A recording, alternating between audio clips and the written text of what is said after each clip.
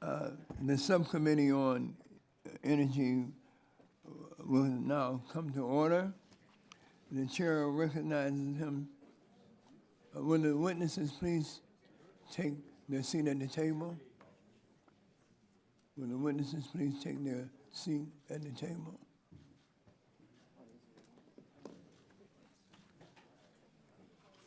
We want to welcome all our witnesses to this inaugural hearing of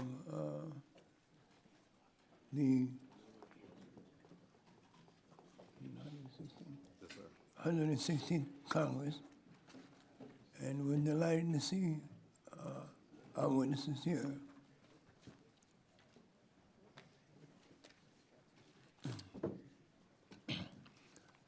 The chair now recognizes himself for 5 minutes. Once again, I would like to welcome everyone here today. I really want to once again welcome our witnesses. You brighten up the room here, and we certainly thank you for your attendance and the sacrifice of your time. I'm truly excited to hold this morning's hearings focusing on H.R. 1315, the Blue Collar to Green Collar Jobs Development Act. We have an excellent panel of majority and minority witnesses who represent many of the same diverse groups that this bill is designed to reach. While I am eager to hear from all of our guests, please allow me this great pleasure to acknowledge Ms. Ann Pramaggiore, who's here representing one of the most forward-looking utilities in the nation, Exelon, based out of one of the most forward-looking cities in the nation, my great home city of Chicago, that on yesterday had an election, and for the first time in history, nominated 2 African-American women to be in the runoff for election as mayor of the city of Chicago.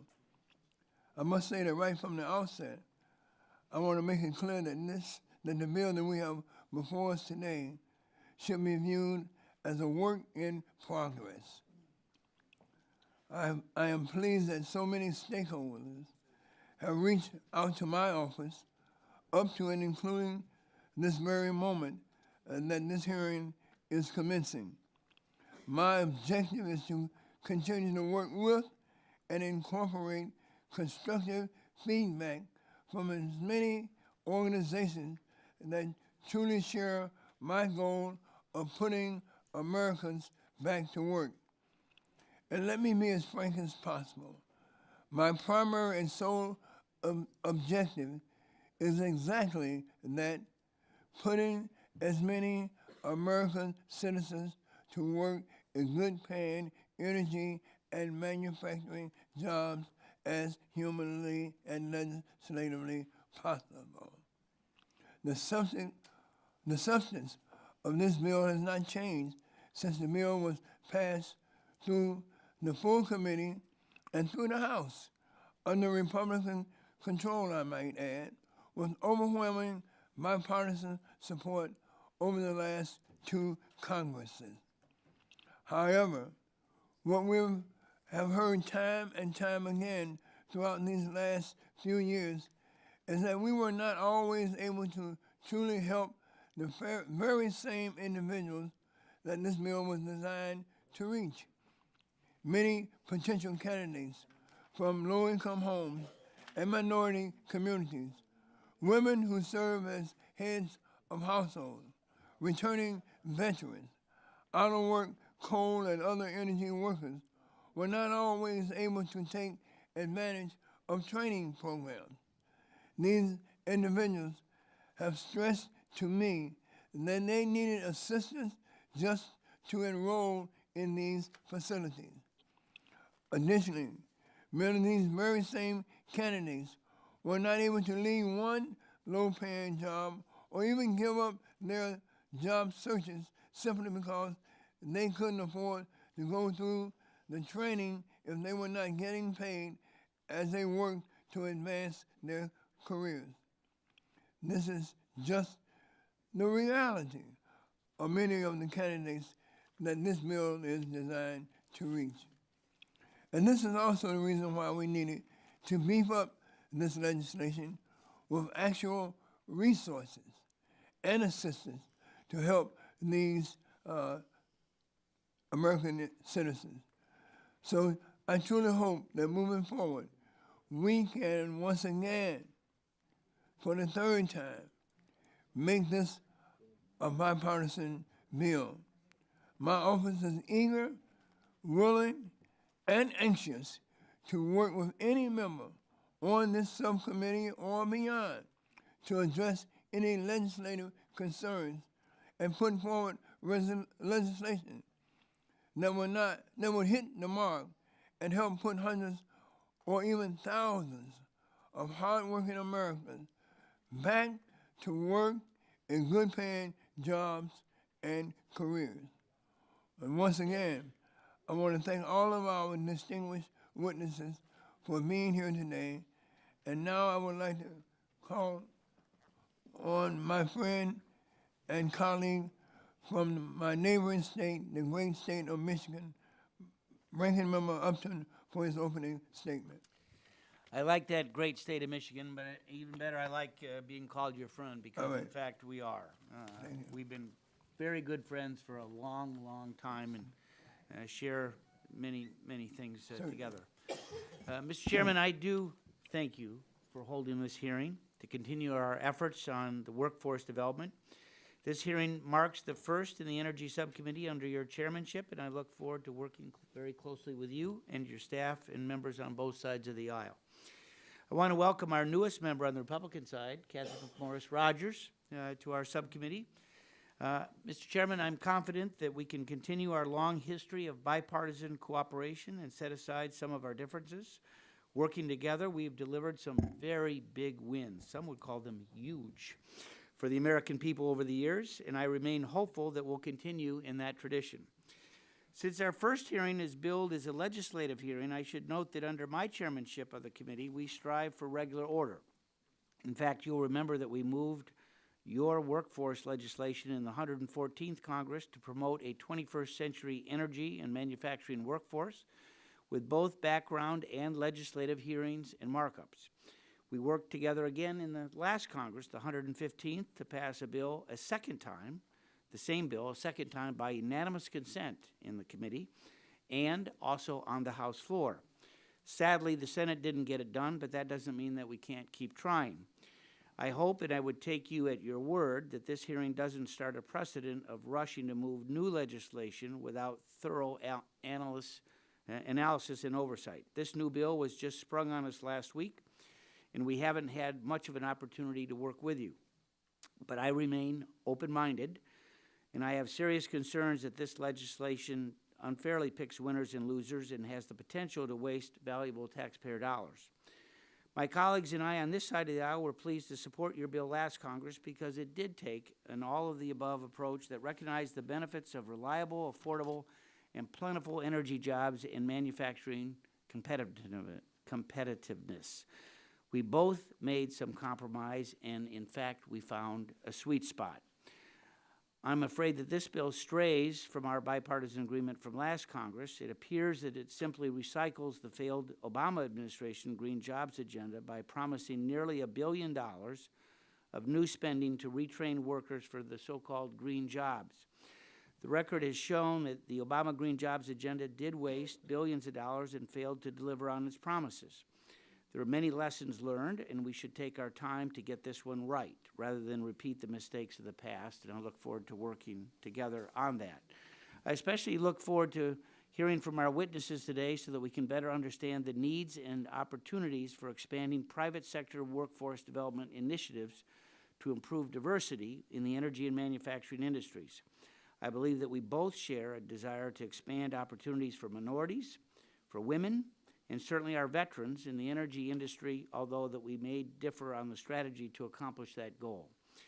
Today, we're going to hear from witnesses representing veterans and women in the types of traditional energy jobs that would be unfairly excluded by the legislation before us.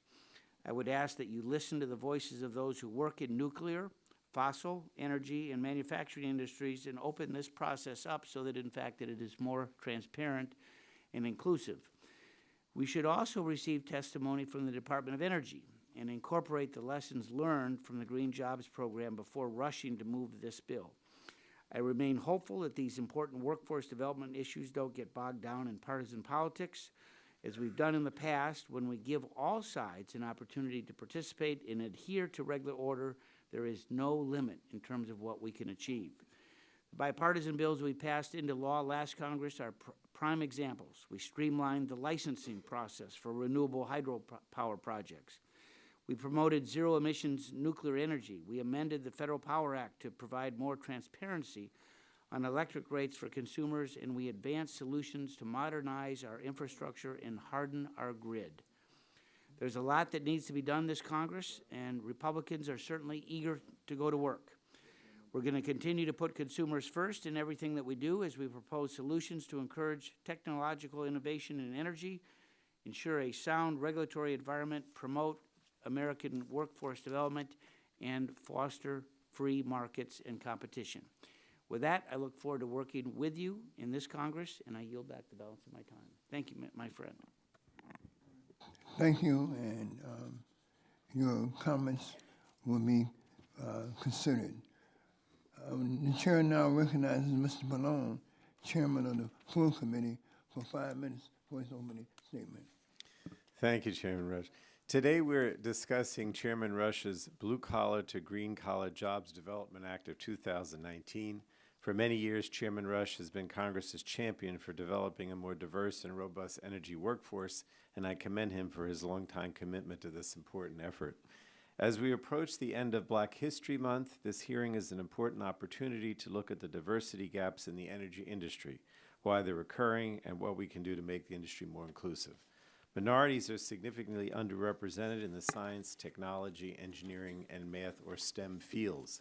African Americans and Hispanics represent 27% of the overall nationwide workforce, but only make up 16% of the STEM workforce. And it's not just a question of minorities being underrepresented in STEM fields. There's also an earnings gap for minority workers who hold these jobs. The average African American STEM worker earns 81% of the salary of a white STEM worker, while a woman holding a STEM job makes just 72% of the salary of the average man. So preparing workers for the energy jobs of the future through training and educational opportunities can help narrow this unacceptable gap. Chairman Rush's legislation takes important steps to bridge the diversity gaps that currently exist in the energy sector. The bill establishes a comprehensive nationwide program at the Department of Energy to improve education and training for jobs in energy-related industries. The legislation provides DOE new authority to offer direct assistance to schools, workforce development boards, and labor organizations. And the bill also establishes a grant program to provide funds to businesses to pay employees who are receiving training to work in the renewable energy, energy efficiency, or grid modernization sectors. And these are areas critically important in our efforts to combat climate change.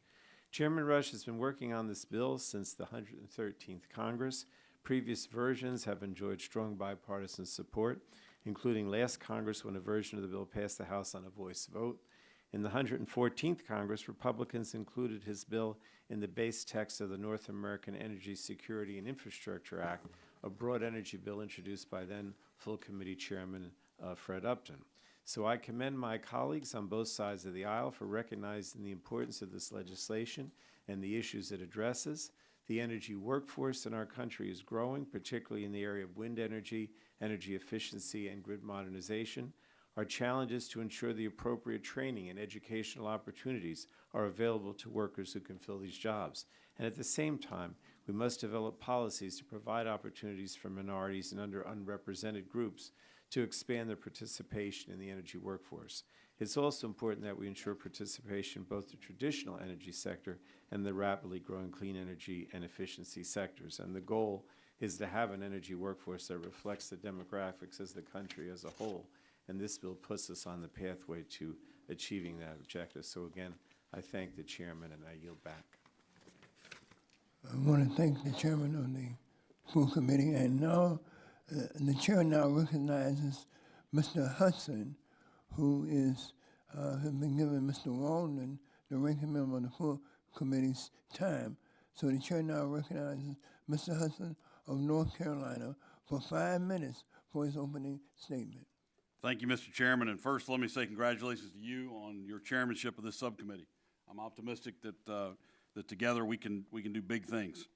And thank you, Mr. Chairman, for holding this hearing on energy workforce development, an important issue for me and the constituents I represent back home in North Carolina.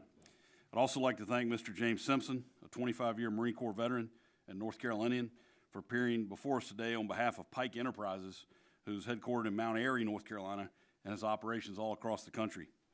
Mr. Chairman, as already been mentioned, this is the first energy subcommittee of this Congress, and we're starting with a legislative hearing on a bill that you and I have worked together on over the past 2 Congresses. I was disappointed to learn that Republicans were cut out of the process this time around, and the bill was reintroduced with some major changes, including a new title and hundreds of millions of dollars in new spending. Now, Mr. Chairman, the bill text was released last Friday and not been made widely available. This is not regular order, and it's not the way I would have hoped to handle this bill, given our history of working together. I was also surprised to learn that the new language is not all of the above.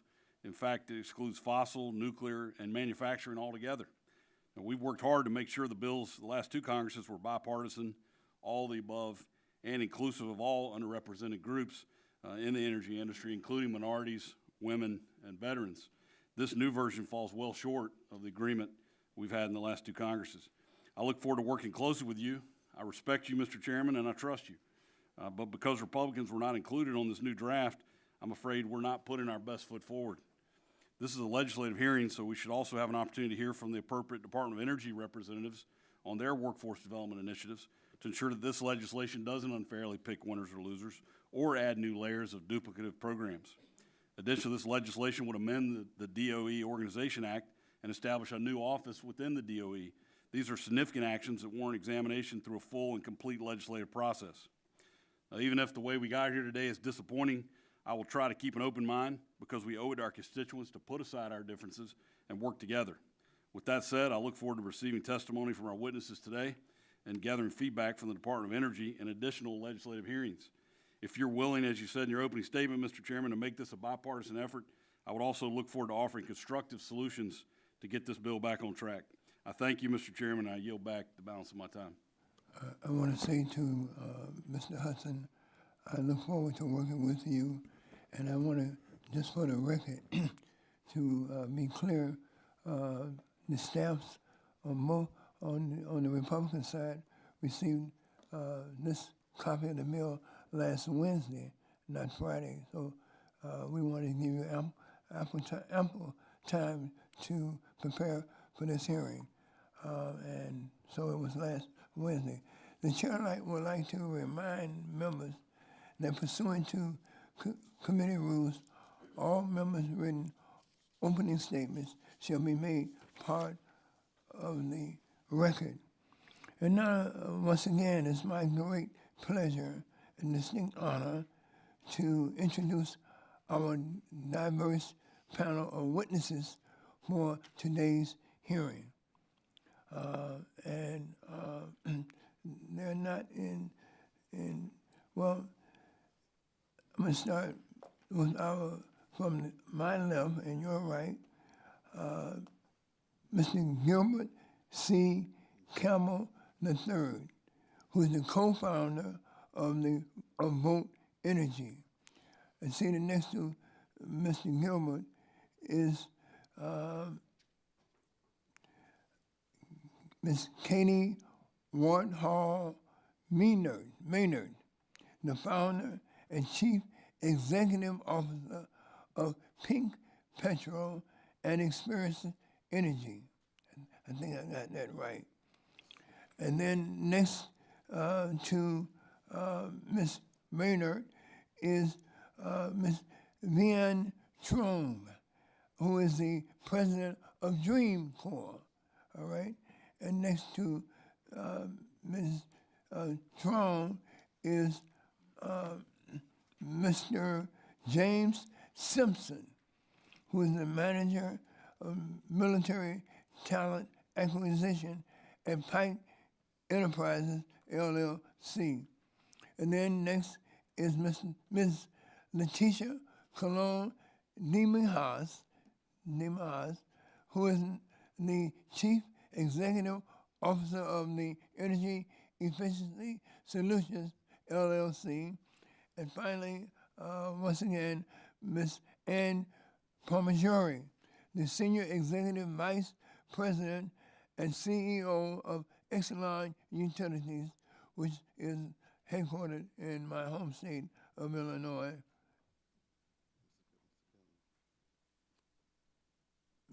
And now we will have, first of all, I want to thank all of our witnesses for joining us today, and we look forward to your testimony.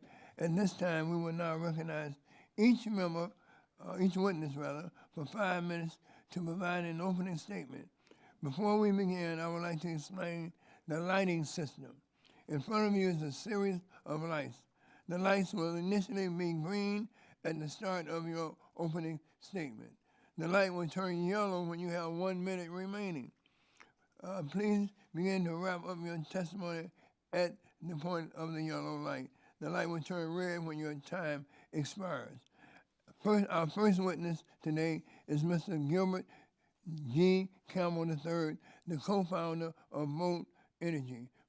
Mr. Campbell, you have 5 minutes for your opening statement. Chairman Rush, Ranking Member Upton, and members of the committee, I am truly honored to be here today to testify on the Blue Collar to Green Collar Jobs Development Act of 2019. My name is Gilbert Campbell. I am the co-founder of Volt Energy, a national renewable energy development firm that finances, develops, and builds solar energy, microgrid, electric vehicle charging station projects for governmental, educational, commercial, and nonprofit institutions. Our mission as a company is to uplift communities through the opportunities and benefits that are provided by clean technology. Some of our notable clients include the Cheesecake Factory, Subaru, Pepco, Howard University, Wake Forest University, KIPP Charter Schools, and the District of Columbia government. We are at an exciting time in American history, where our energy infrastructure is being modernized real time by clean technology. America's transition to a cleaner, advanced, and more resilient energy infrastructure is a key driver of job growth that will forever change the fabric of this wonderful nation. The renewable energy sector currently employs 770,000 people, roughly the same as the U.S. telecommunications industry. Solar and wind jobs outnumber coal and gas jobs in 30 states, including the District of Columbia. Last year, energy storage jobs surged to over 90,000. Grid modernization efforts have created more than 55,000 jobs, and there are 174,000 Americans who develop and manufacture electric vehicles currently. As you can see, clean energy is one of our nation's fastest growing sectors, and the transition from blue-collar jobs to green-collar jobs should not be viewed as a blue issue or Democratic issue or a red or Republican issue.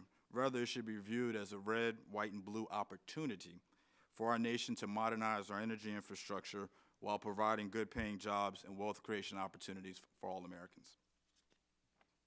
I am a strong supporter of this bill for the following reasons. Number one, in order to achieve our clean energy goals, we need a talented, trained, and diverse workforce. Number two, given our nation's history, we need to remedy the disproportionate negative impact of energy policies on diverse communities and double down our investments in those communities.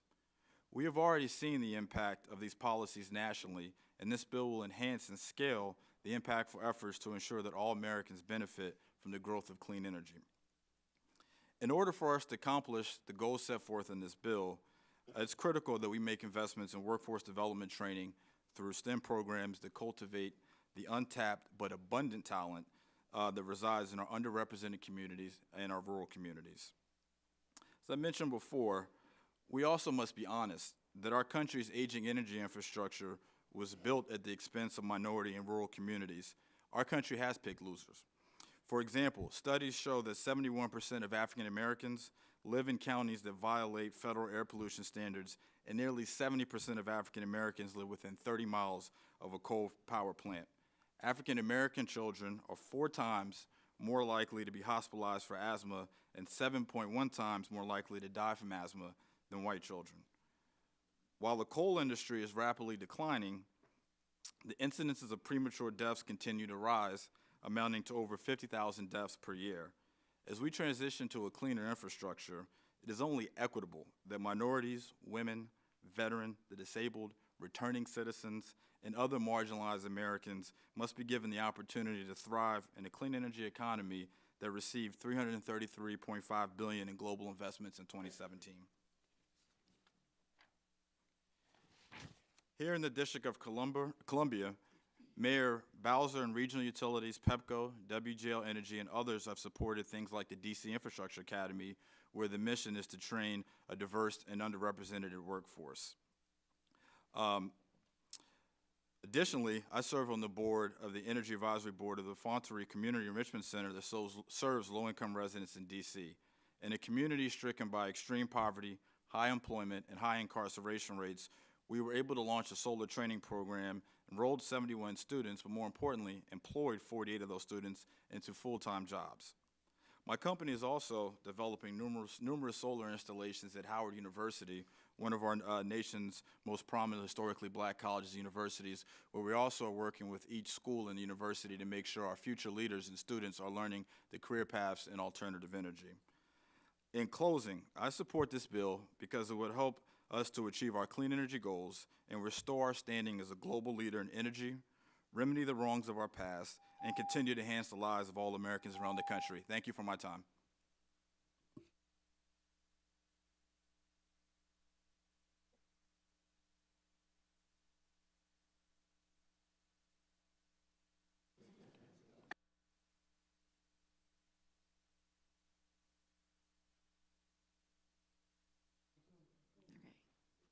Mr. Chairman, Ranking Member Upton, committee members, and fellow witnesses, my name is Katie Maynard, and I'm the founder and CEO of Pink Petro and Experience Energy. It is an honor here today to be with you to have my 8-year-old daughter, Allie Reese Maynard, present to see what's possible for women in America. After 2 decades of working for global oil and gas companies, notably Shell and BP, in safety, environment, and culture change, I left the corporate path to become an entrepreneur to fill unmet needs I saw in our workforce. Pink Petro was working on 4 fronts to address the gap. We help women inside the sector network to understand career paths and connect to role models. We funded the nonprofit mentoring program Lean In Energy to provide mentors for women across the energy value chain. We are marketing the energy industry through personal storytelling, career opportunities on our Experience Energy careers site with the aim to attract new recruits, women, minorities, and millennials for all forms. We help companies to shape culture by bringing peers together to learn from each other. My company and our community of members believe that it is critical we bring all forms of energy and talent together to look at the workforce of the future to make necessary investments to position America to take a leading role in the global energy transition. I launched Pink Petro in 2015 amidst a sharp drop in crude prices. Our community connects oil and gas members to share around best practices and storytelling. We have a website, we have an app, and we also have a global corporate community council, which provides a neutral platform for dialogue and actions to address gender equality and inclusive culture. In January of 2016, when oil plummeted to $29, the World Economic Forum and 22 oil and gas and energy CEOs publicly published a call to action to end the gender gap. Pink Petro gathered stakeholders and prepared a response and action plan for consideration that you can look at on our website. After extensive research, we determined that oil and gas is not the only part of the sector with projected job growth, as well as gender and minority gaps. We're extending our community council presently to connect with other energy firms in utilities, renewables, and diversity organizations to develop a wider network of resources to address these gaps together. In 2017, when we launched Experience Energy, a career site geared at helping energy companies to connect to diverse candidates, my thought and vision is we need to educate new recruits on the exciting benefits and social impact one can achieve and a career in energy. In 2018, in an effort to address those mentoring needs at scale, Pink Petro, Hess Corporation, Emerson, FedEx Corporation, Worley Parsons, and Vantage Energy supported the formation of a nonprofit, Lean In Energy, which uses technology to match mentors across the world and across all forms of energy. This work is all addressing opportunities the industry faces in creating a diverse workforce. First, we need to make the industry a more highly sought-after career choice. Billions of people are being lifted out of low incomes and helping to drive economic growth and the demand for energy. And the transition to a lower carbon energy system is opening up a wide range of economic possibilities. These are all reasons to involve women and underrepresented populations. Second, we need to increase understanding around the diversity of jobs and skill sets. There's a mindset in America that everyone needs a four-year college degree. While that is desirable, it is not necessary. Workforce development programs in welding, electronics, technical operations, safety go unfilled because of the perception of these roles. The Blue Collar to Green Collar Jobs Development Act of 2019 recognizes these needs and the government role. I agree with the recommendation to language develop a comprehensive and detailed understanding of the workforce skills needed in the energy-related industries. Finally, diversity is critical to energy, but we need to be inclusive and work across all forms and all people. It truly is the use case for diversity and inclusion, the energy sector. I'm very happy that you, as leaders in Congress, are looking to take action and welcome any questions you have. However, for us to accelerate this work, we must work together, join forces, all aspects of energy, and all people to progress. Thank you for having me a part of this discussion. I want to thank you, Ms. Maynard. Is Alice in the room? Is Alice? Allie. Allie, is she in the room? I want to recognize. She's sleeping. She's sleeping, okay. She actually was having a meltdown right as we were starting. So Maybe we should have a few more opening statements from here. From members there, absolutely. All right, now we will recognize Ms. Strong. Ms. Strong. Good morning, everyone. Thank you for having me. Thank you, Mr. Chairman and members of the subcommittee for this hearing. My name is Vianne Trung. I am the president of the Dream Corps, and here on behalf of Green for All, our national initiative, we're working to build an inclusive green economy strong enough to lift people out of poverty. We're facing two major crises in this country, poverty and pollution, and for too long we've thought about and addressed these issues separately. Developing programs and tackling our economic and environmental issues in separate silos, even though they have been deeply connected. And that has been a problem, because low-income communities are hit first and worst by pollution. It's for many reasons. Our proximity to pollution, our increased vulnerability to climate disasters, our increased costs because of increased living resulting from scarce resources. It is for this reason that working families stand to gain the most from moving towards a cleaner and more sustainable economy. As a mom of 6-year-old twins, I have fought for policies and programs that have prioritized families, the economy, and the environment for over a decade. Our team at Green for All have launched a Moms Mobilize campaign where we mobilize hundreds of thousands of moms to lobby to protect the Environmental Protection Agency, to unify the country around the health, safety, and security of our kids and our families and our communities. Thankfully, the EPA's budget was secured because people across this country stood up.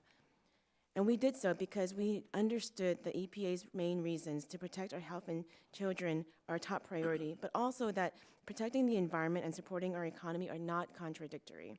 The clean energy sector is a pool for potential job growth, larger than any other in the United States.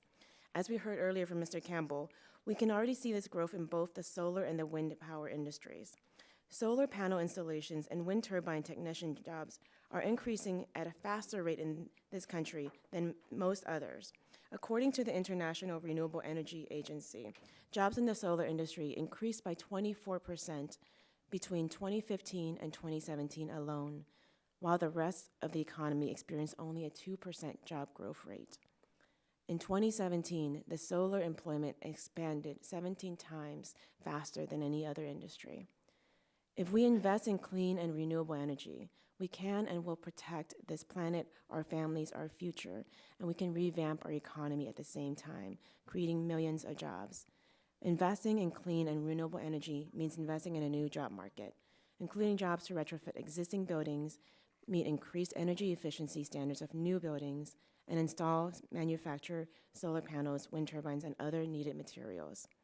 These jobs have the potential to pay good wages, provide benefits that helps working families meet ends, and to help improve health outcomes by advancing renewable and energy efficiency sectors.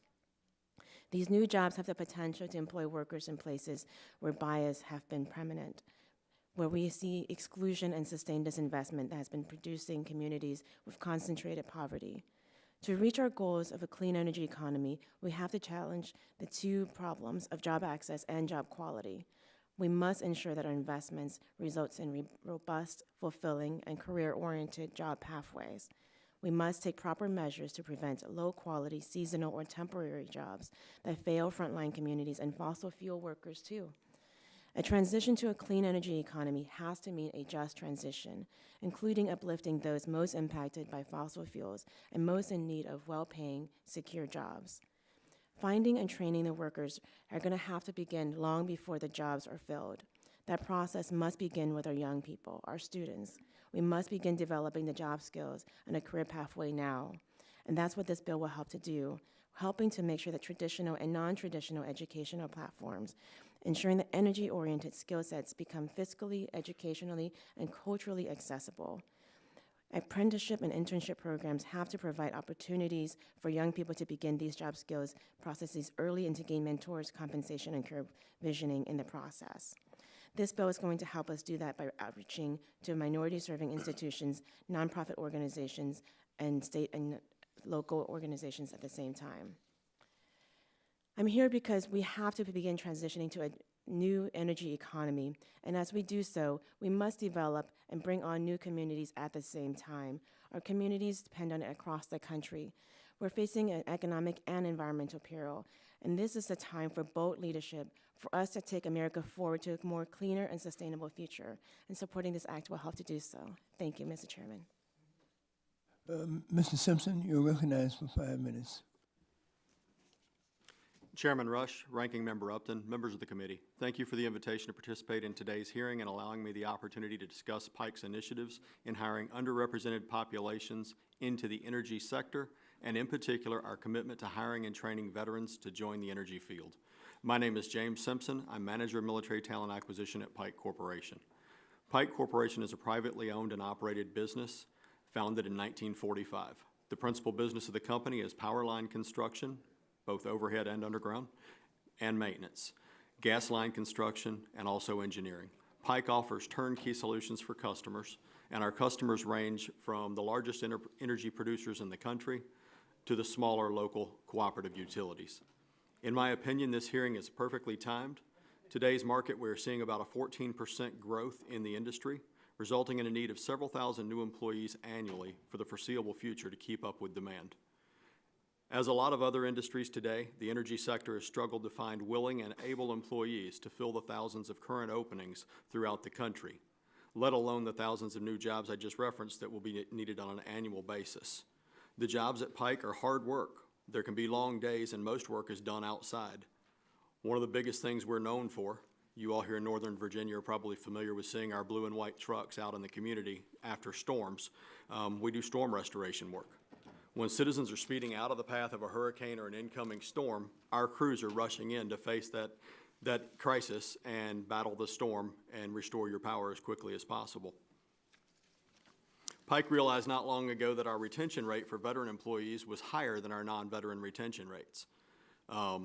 We studied deeper. We realized that our veteran population was an untapped pool of diverse talent, carrying the same vision and work ethic as our primary workforce today. They desire to serve others. They desire to run headlong into the face of adversity, and the ability to desire to work in teams are all fundamental tenets of our workforce. Many veterans bring out of the military with them that desire, that need to serve others. I was honored with the opportunity to spend 25 years as a Marine and recently retired from the military service. I was approached by Pike and hired in July of 2018 with the sole purpose of expanding our outreach, training, and ultimate hiring of our nation's veterans. While there's a lot of confusion and naivety about what exactly a lineman is or what the skills are that are required, linemen are very intelligent people. They have to have math skills, the STEM skills that we've talked about today, in order to perform their jobs.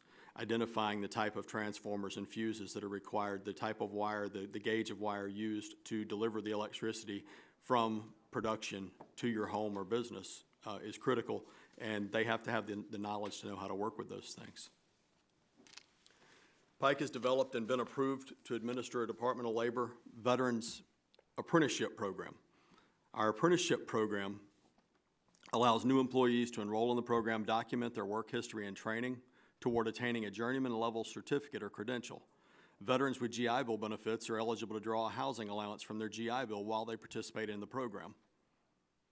Some of those veterans also use their military apprenticeship program skills from their service in the military to boost their performance in our program.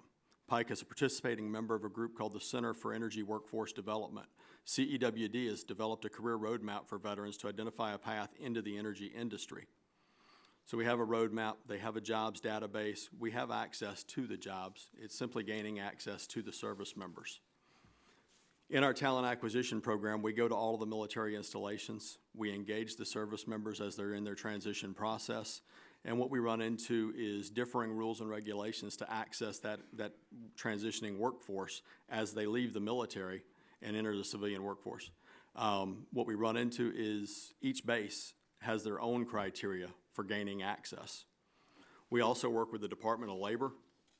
The Department of Labor has programs such as WIOA, the Workforce Innovation Opportunity Act, which allows us funding to train service members for jobs. The issue we run into is that workforce development boards determine how that funding is used in each local area. So some states have a workforce development board. In other areas, in North Carolina, for instance, we have 23 workforce development boards determining how to use the funds for our programs. You can see with 23 different groups setting rules on their own in individual regions how hard it would be to access that funding. Community college programs are often continuing education programs and therefore aren't allowed in some of these other programs because they're not curriculum developing. So resolving those issues would be key. We also work with the DoD Skill Bridge program. DoD Skill Bridge allows service members to train while they're leaving the military, which is a great benefit to us because we can get some access to their services and skills.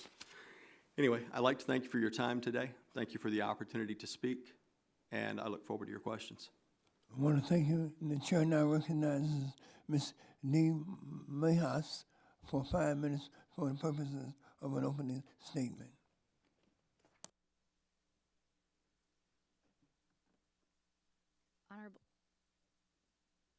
Honorable Chairman Rush, Ranking Member Upton, and members of the subcommittee, I'm Leticia Colon de Mejias of Energy Efficiency Solutions, Policy Co-Chair of the Home Performance Coalition. I founded Energy Efficiency Solutions in 2010 in Windsor, Connecticut. My company has completed weatherization and comprehensive energy efficiency upgrades to over 12,000 Connecticut homes and over 10 million square feet of multifamily housing.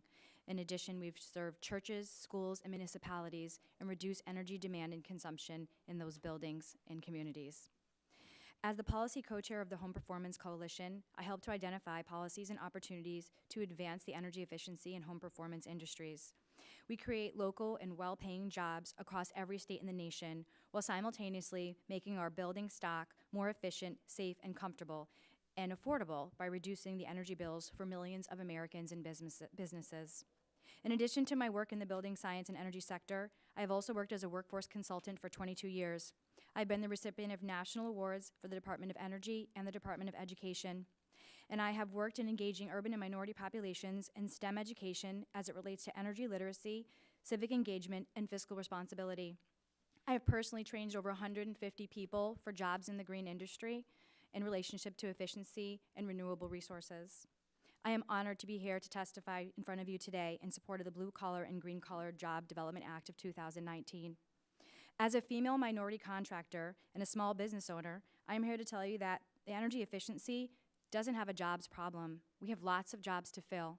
The problem that we have is finding workforce that are ready and trained and certified to work in our industry. Efficiency, while not as sexy as solar and wind, is simply efficient. It gets the job done. And conservation is simply a conservative way to reduce our energy demands and lower bills for all Americans. We need the resources to help train our existing employees and to keep them up to date on their certifications and technologies and health and safety measures to make America's building stock great. What we need is a comprehensive nationwide program to improve education for the workers in efficiency and clean energy industries, including manufacturing, engineering, construction, and building retrofits. This is exactly what the Blue Collar to Green Collar Jobs Initiative would do. The energy efficiency and renewable energy industries represents a growing workforce, and in 2018, the Energy Efficiency Jobs in America, the E for the Future report, reports that over 2.25 million Americans work in the energy efficiency industry. Efficiency is literally the fastest growing job sector, adding new jobs which outnumber elementary and middle school teachers nearly double, and double the law enforcement officers that we have. More importantly, these jobs are local and cannot be outsourced, and 99% of US counties have energy efficiency jobs. We have a real need to ramp up the implementation of workforce programs and prepare career changers like myself, women and veterans that I employ, and underrepresented minority and at-risk populations for the jobs that exist already today. We need to fill these roles to meet our nation's demand for reliable and resilient energy production. I have served as the policy co-chair for the Connecticut Workforce Consortium for 5 years. In this role, I've heard countless business owners explain the difficulties in hiring staff without proper credentials and training to work in this industry. Many of these businesses are small. In fact, the majority of efficiency businesses across the country have fewer than 20 employees. I myself employ 22. These small businesses are the backbone of our country, and they're the ones that are in need of assistance when it comes to making new hires and investing in education and training for these employees and incumbent workers. One of the main pillars of the Blue to Green Collar Jobs Act is an energy workforce grant program, which will provide assistance to businesses seeking to educate and train new hires or help existing employees move into higher level jobs. By covering the wages for these workers during the time they're receiving training, the program will significantly help small and medium-sized businesses invest in their employees. These are considered OJT training funding jobs, and I have personally myself participated in these programs and hired people. I have some people who still work for me 10 years later. On a particular importance, I am pleased to present this legislation, which gives priority to businesses who recruit employees from local communities, minority groups, women, and veterans. These are often hardest working people in our society, and they have already vested interest in bettering their communities. With the proper training, they can excel to positions in our economy and get off of things like subsidy. But we need to do this broadly as a nation. In addition to helping the businesses invest in their employees, we need to take action to engage young people and today's youth, who will be tomorrow's workforce, in the STEM education fields. As a contractor, I have spent 22 years encouraging underrepresented groups and ethnic minorities and women to enter the science and technology, engineering, and math fields. Through the Green Eco Warriors, which I serve as a president and co-founder, I have helped over 10,000 children in over 100 United States schools participate in these programs. It is important that we continue mentorship and training to increase emerging clean energy and efficiency in our economy.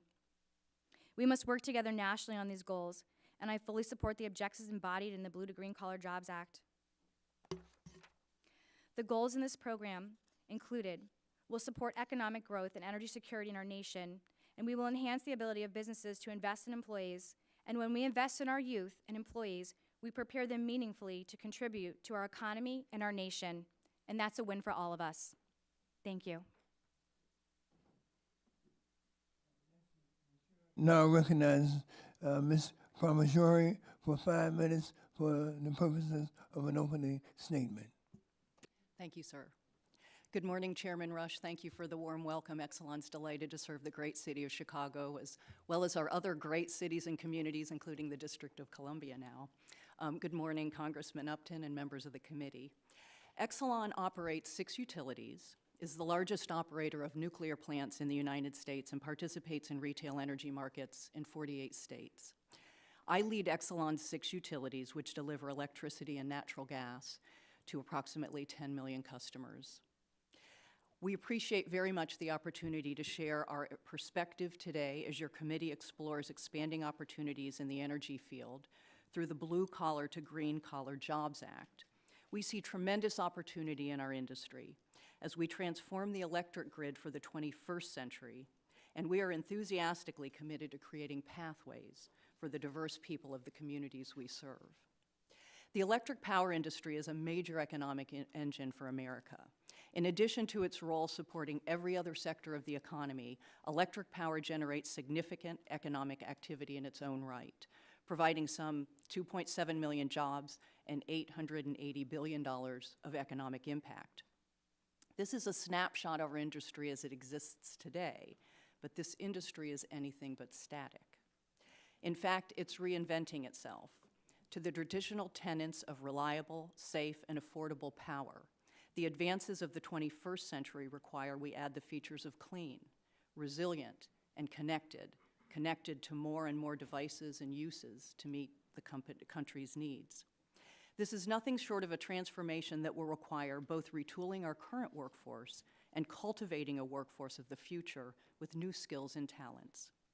In the next 10 years, job requirements in the electric power industry will include a need for more engineers to design a new grid to accommodate solar, wind, storage, and other clean technologies, information technology experts, skilled high-voltage technicians who understand digital as well as analog technology, solar installers, wind turbine technicians, and energy efficiency experts and technicians.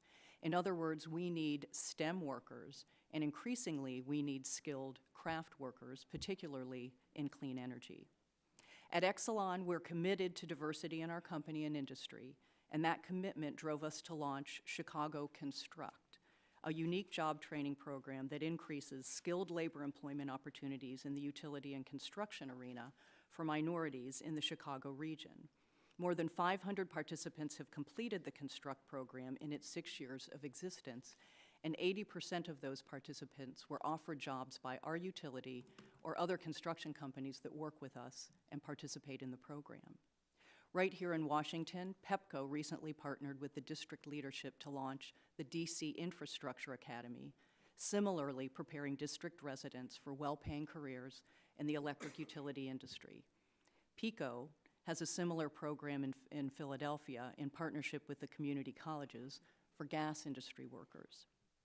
Another aspect of our commitment to developing the workforce of the future is increasing educational opportunities for women and minorities in STEM fields. 6 years ago, we launched the Icebox Derby, a summer program in which teams of young ladies from our communities are given the engineering task of turning recycled refrigerators into electric race cars and racing them at the end of the summer project. Delmarva Power has worked with Delaware State to create a renewable engineering program, and BG&E in Baltimore has launched a successful internship program for high schoolers in Baltimore City. As we work to build the workforce of the future, we welcome the support offered in this bill. The national effort laid out in the Blue Collar to Green Collar Jobs Act will help to ensure we have a diverse workforce with the right skill sets to help build this bold new energy future. Innovation of necessity requires diversity. A diverse group of people sharing ideas and innovating together is truly the 21st century's competitive edge. The transformation of this industry creates the need. The technical nature of the transformation means the jobs have a future. And the fact that this is occurring in the ubiquitous electric energy industry means the impacts will be seen in every U.S. community. Thank you very much. I want to thank all the witnesses for their opening statement. We have now concluded opening statements, and now we will move to member questions. Each member will have 5 minutes to ask questions of our witnesses. And I will begin by recognizing myself for 5 minutes.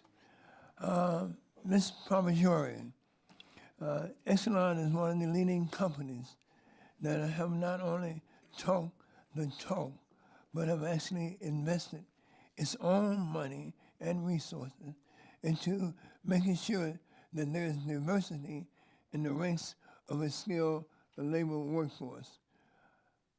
Thus, Exelon viewed the concept of training historically overlooked and underserved segments of the population our bill does as solely a moral or social issue, or is it preparing qualified minority women, veterans, and other targeted candidates in a way that's for you is just good business sense? Thank you, sir. At Exelon, we believe that diversity in our workforce is all of the above. It is the right thing to do for our communities, but it is also smart business. We are entering actually a knowledge-based economy. Innovation is the coin of the realm. It is what will allow our economy to excel in the future. You don't get innovation without diversity. If you put the same people in a room together who have the same perspective on the world, you're not going to create and innovate. And so we think it's critically important to have this diversity in our workforce. And when we think about innovation, it's not just about creating technology. It's about the very smart people, as Mr. Simpson indicated, who are out climbing poles and on the line, who can figure out a smarter, more efficient way to do something, to improve a process. So we need innovation in every part of our business, and we think diversity is crucial to that. Stated in my opening statement, Exelon is one of the most forward-looking utilities in our nation, and you have you mentioned in your statement the Connected Communities of the Future, which is located in my home district, and I look forward to highlighting this activity in this project. And you will host the nation's first microgrid cluster, if I'm not mistaken. And this project, the Connecting Community Project of the Future, will help examine the effectiveness of microgrids as a means for enhancing grid resiliency, while also utilizing what you have termed to be community energy empowerment zones. Can you briefly discuss the concept of utilizing local talent, such as the Ideathon, where scholarships are awarded to prize winners in local schools as a way to foster excitement around energy and STEM fundamentals? Yes, thank you. We view that our industry has not only technical and economic impacts, but social impacts as well. And we have a project in the Bronzeville neighborhood, south of the Loop in Chicago, to build the world's first microgrid cluster. We actually have a grant from the Department of Energy. We're building a microgrid, which is a small, self-sufficient grid. In the Bronzeville neighborhood, it will connect to a campus microgrid at Illinois Institute of Technology. The two microgrids will actually be able to dispatch generation back and forth, and it's a very new and innovative project. The idea is that if you have disruptions on the grid, you can actually isolate portions of the grid to make the grid more resilient. We looked at this project as very much an exciting technical project, but we also wanted to involve the community. So we worked in a number of different programs. We have a ride-sharing program for seniors, electric vehicles, partnered with an electric vehicle company to do that. We've used diverse engineering talent to help us design this microgrid from the local Chicago community. And we launched an Ideathon at one of the local schools involving about 8 of the area high schools, bringing in high schoolers to form teams, working with teachers as well as ComEd and Exelon engineers to create projects and compete for scholarship money. So we've also created a curriculum at Dunbar High School around the microgrid. It's a 70-hour curriculum. So we're really looking to take this technical, exciting technical project that is occurring in the community and involve the whole community and be able to bring our kids into this new energy world. My time is up. The chair now recognizes the ranking member, Mr. Upton, for 5 minutes. Well, thank you, Mr. Chairman, and I want to thank all of you for your testimony. There's no question that we need to increase STEM education. We know the real need to increase diversity, and we also know the opportunities that should be there as we look to jobs in the future, and the need for qualified folks to be able to tackle those jobs and to earn good wages for their families. A couple questions, Mr. Simpson. I was prompted by your introduction. I know that your company Pike was not associated at all with whitefish, but there were a number of us on this committee on a bipartisan trip that went down to Puerto Rico shortly after the hurricane, and we saw firsthand the devastation that was there. I think we were all appalled by the lack of progress to really connect people back with the difficulties that I think still remain there.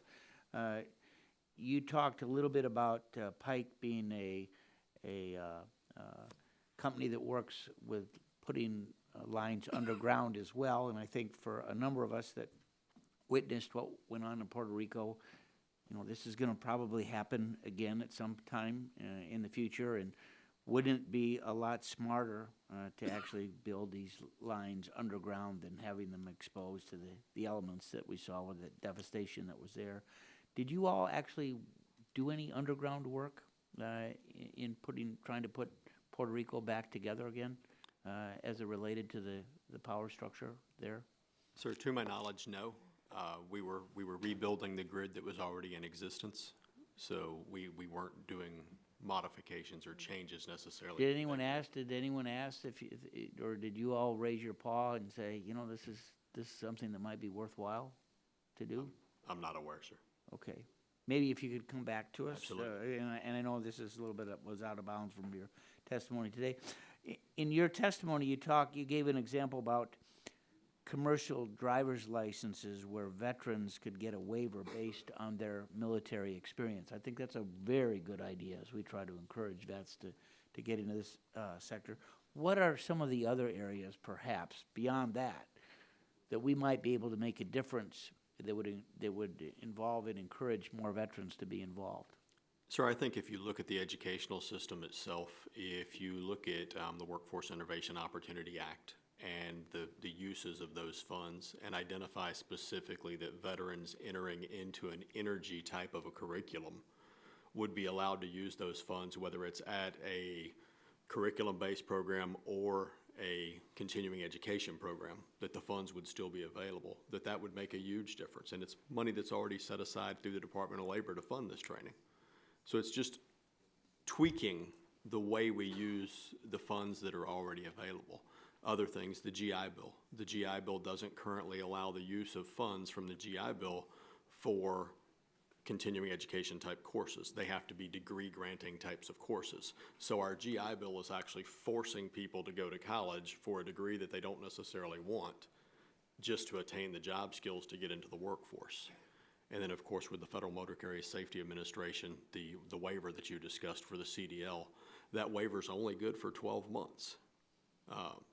If I drove a truck for 10 years in the military, it's very doubtful in the 12 months that I'm going to forget how to drive that truck. Yeah. Yet my skills have to be qualified very quickly, or I lose the opportunity to attain that CDL.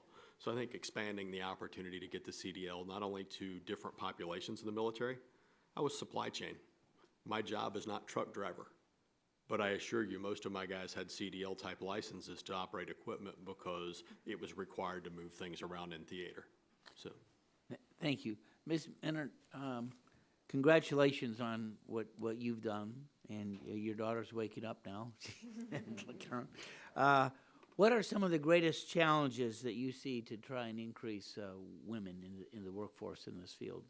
You, as one that has gone from a really large company to what you're doing now, what are some of the things that we can do to encourage more women to participate? So really, the number one answer is visibility. I'm often struck by the lack of knowledge around what opportunities exist, what skills are required. So the joke is, everyone thinks I'm an engineer. I'm actually educated as a journalist by background. So I tell people I'm a people engineer. And I make it my business, to learn, to show, curiosity, to ask questions. It wasn't until I went to an offshore rig, lived in a man camp, literally, and had been to petrochemical facilities and sites all over the world that I truly had an appreciation for what it takes out of a very complicated value chain to get energy to life. E&Y did a study not too long ago that looked at positive perceptions of industries as a whole. And it's probably no surprise to anyone in this room that the tech industry is seen as the most popular place, for anyone to work. But at the end of the day, energy drives those things. And I just think that when we talk to young people, when we talk to just, the population at large does not understand what it takes to get energy to the doorstep. And the more technology we use, the more we expect, the more things we do, people need to really understand that. So I think visibility of the opportunities and really driving people to understand that this is a great place to work and it's a meaningful place to work. Thank you. I know my time has expired. Thank you. The chair now recognizes the chairman of the full committee for 5 minutes for questioning. Thank you, Chairman Rush. And I want to stress how important this hearing is, and I'm pleased we're able to continue.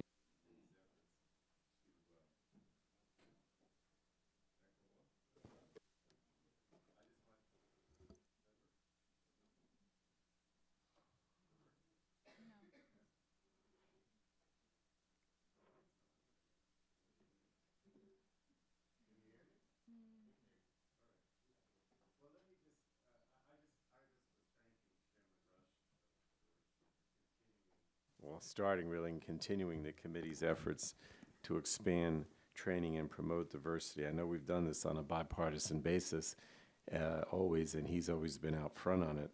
But let me start with Ms. Pramaggiore. In your testimony, you discussed the need to focus on clean energy jobs, and I thought it was interesting when you mentioned that consumer preference is driving companies like yours to make cleaner energy choices. And as a result of those trends, the vast majority of job growth in the energy sector currently comes from clean energy jobs. So just a few questions. Where are you currently seeing the largest share of job growth at your company? How is that focused on newer and expanding technologies such as renewable energy or grid modernization, for example? Thank you, sir. We have clean energy, distributed energy coming onto our systems across all of our 6 utilities, and that requires us to rethink how we're designing the system. The system has to be much more dynamic. It has to be much more automated as we think about having variable resources on the system that are not always there, and so you have to adjust the grid to take them when they're there and adjust when they're not. And so to answer your question, we're looking for we always have job growth in the skilled craft areas, and skilled craft to understand analog as well as digital technologies is going to be important in the future. Data scientists is a huge area for us. We now have sensors all over the grid that tell us what's going on in a way that we didn't before. We have to be able to take that information in and do something with it in a very short order.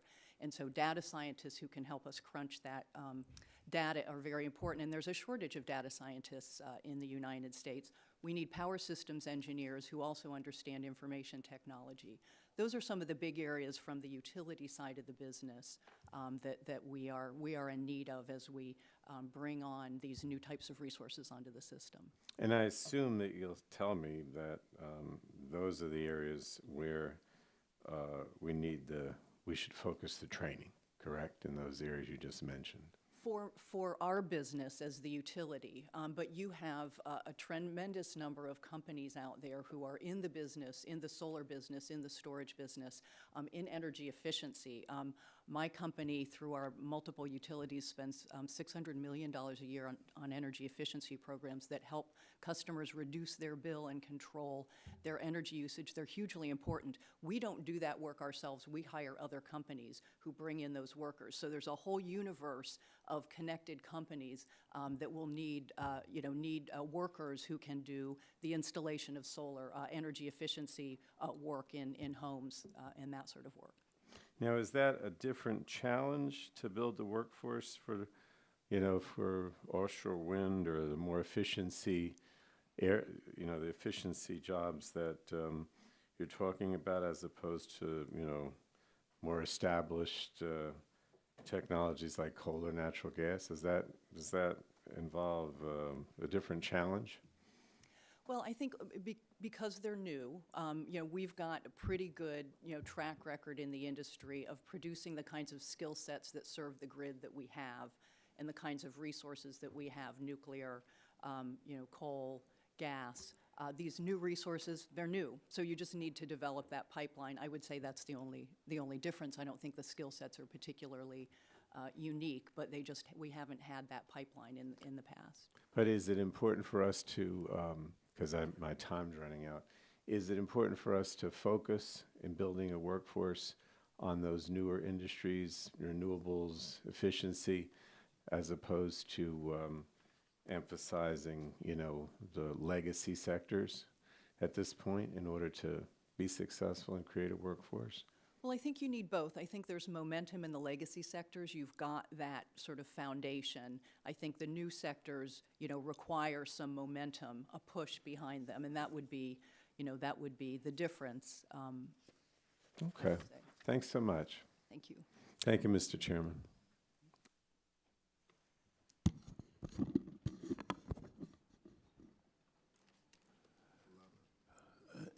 Chair now recognizes Mr. McMorris Rogers for 5 minutes. Thank you, Mr. Chairman. Thank you, everyone, for being here. Appreciate the witnesses and hearing each of your perspectives, especially on the importance of green energy and the infrastructure and the workforce necessary to meet our nation's energy needs. I'm a proud supporter of a wide variety of clean energy initiatives, including hydropower, which plays a dominant role in my district in Eastern Washington, as well as all across the country. And clean, renewable, reliable hydropower, I believe, needs to remain part of the solution as we have these discussions moving forward. It also is very important in many of the rural communities that I represent. I also appreciated hearing your thoughts on how we improve diversity in the energy sector. And I wanted to ask a question of Ms. Meinert. Really applaud your leadership at Pink Petro. It was great to hear of your work and really focusing on addressing the lack of diversity within the energy companies. Appreciate you working also on an all-of-the-above energy approach. So I know that we would like to have, we're not going to hear from DOE today, and I think that we should have included them. I'm hopeful that my colleagues across the aisle will open up this process as we consider this legislation to be more inclusive of women in energy. As a woman that works every day to make her mark in a traditionally male-dominated field, I believe it is crucial to support those who serve as role models and encourage young women in this country to strive for jobs that are typically found in the male-dominated fields. So to Ms. Meinert, as a woman with a background in oil and gas, how do you recommend? I know you've spoken some to that, but I just would like to give you some more time, any specific recommendations on how we open up traditionally male-dominated fields to women, and especially those in the rural areas. What kind of approach do you believe is most valuable in targeting women and other minorities who are underrepresented in the energy sector? Thank you so much for the question. I believe engagement is key. Having face-to-face conversations. A number of years ago when I worked for Shell, we did a 50-city tour, and we had conversations with Americans. We had conversations with people to try to understand their perceptions. I think the way to reach people, too, is through social media. we live in a world where information is ongoing. Information is more readily available today than it has been of the past.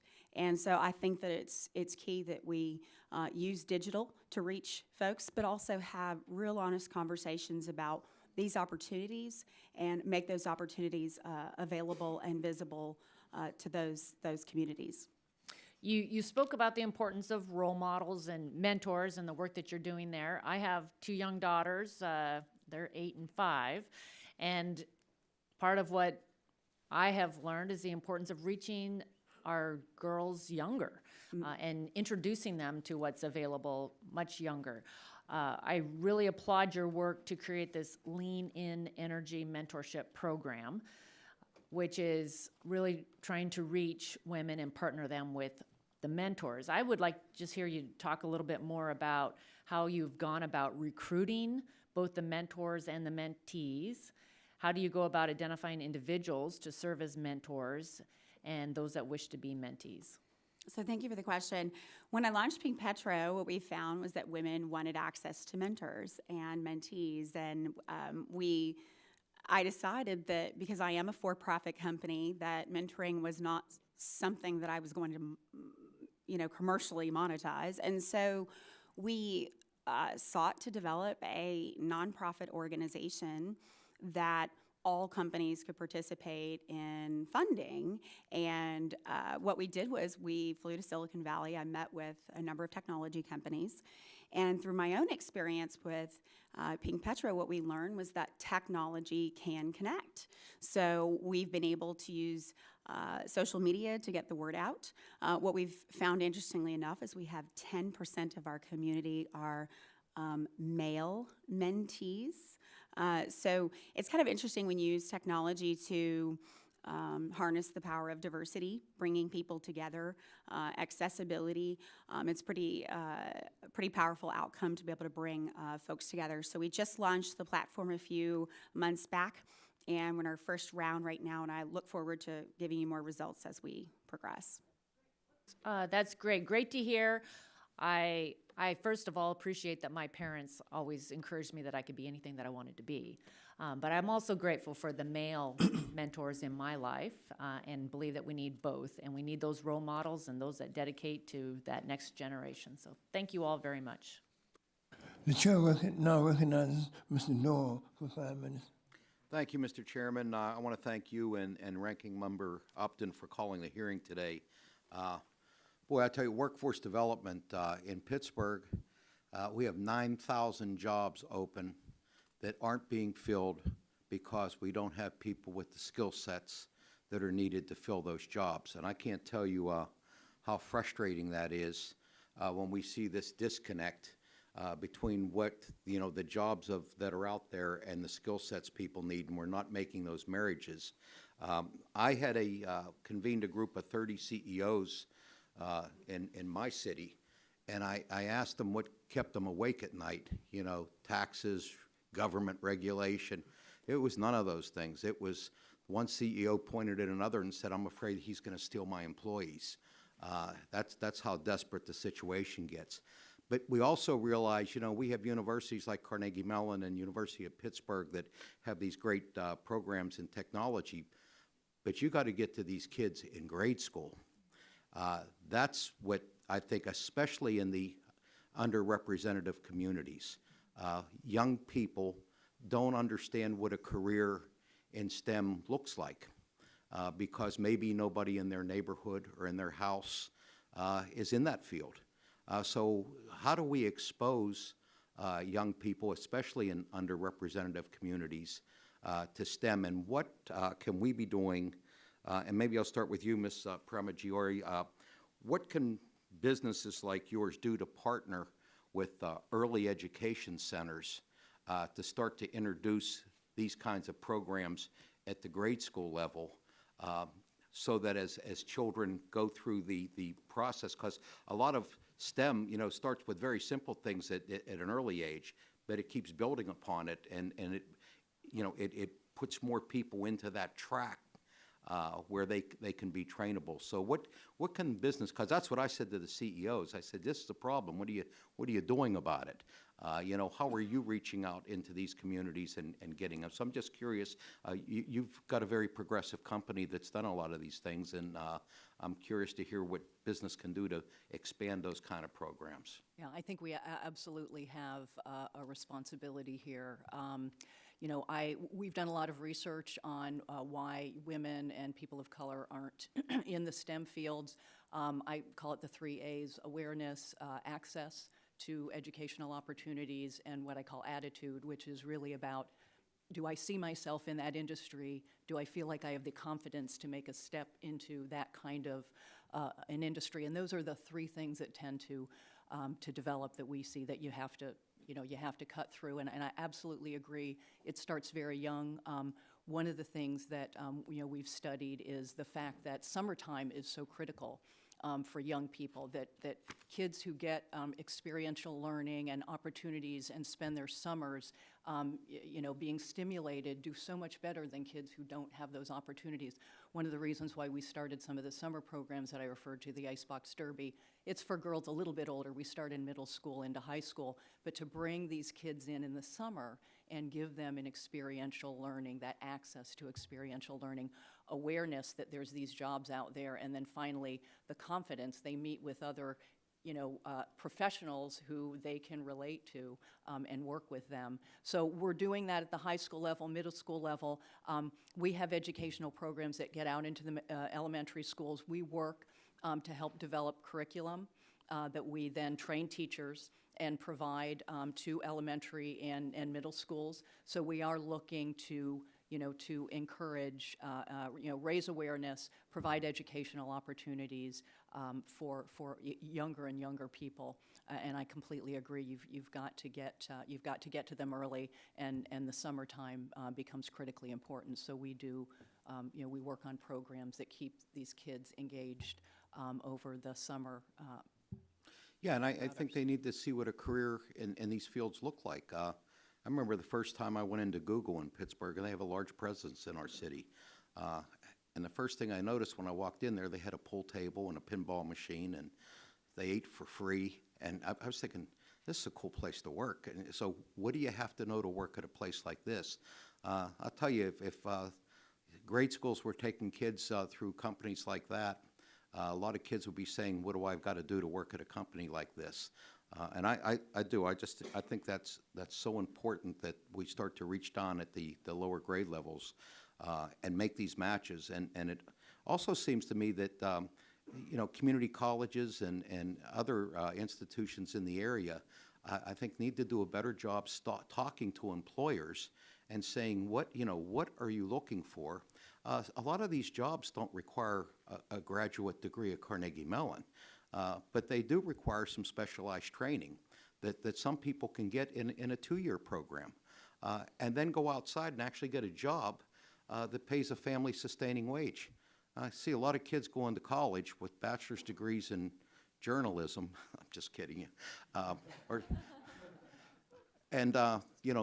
$30,000 or $40,000 of student loan debt on them, and they can't get a job that pays any money. It's if a I problem. could respond, I think businesses are becoming more and more aware of community college opportunities to have those, more truncated degrees, but that actually end up with some sort of certificate that allows somebody to go out and get a good paying job. I think we're getting better at that. I think we've got a ways to go. I thank the chair. To start out the first subcommittee hearing in a very bipartisan manner, I want to thank Mr. Doyle. He is a proud co-sponsor with myself of a bill that will be dropped tomorrow that's designed to help FERC fill some very needed open positions for pipeline safety. We're doing this by giving them a chance to charge market salaries, give market salaries to FERC employees so they don't lose them to the private sector.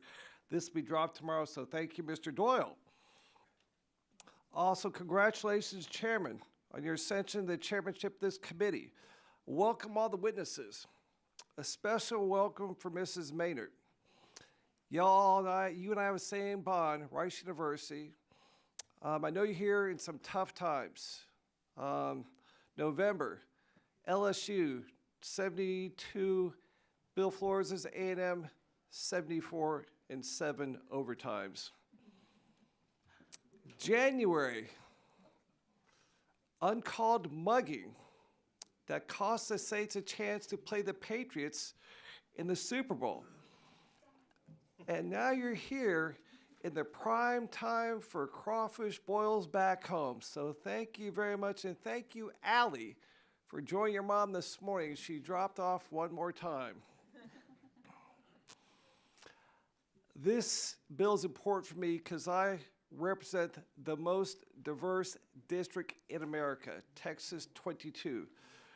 The census that will come out in 2022 after the census is taken in 2020, we expect my home county of Fort Bend to be 25, 25, 25, 25% divided equally between Asians, Hispanics, African Americans, and Caucasians.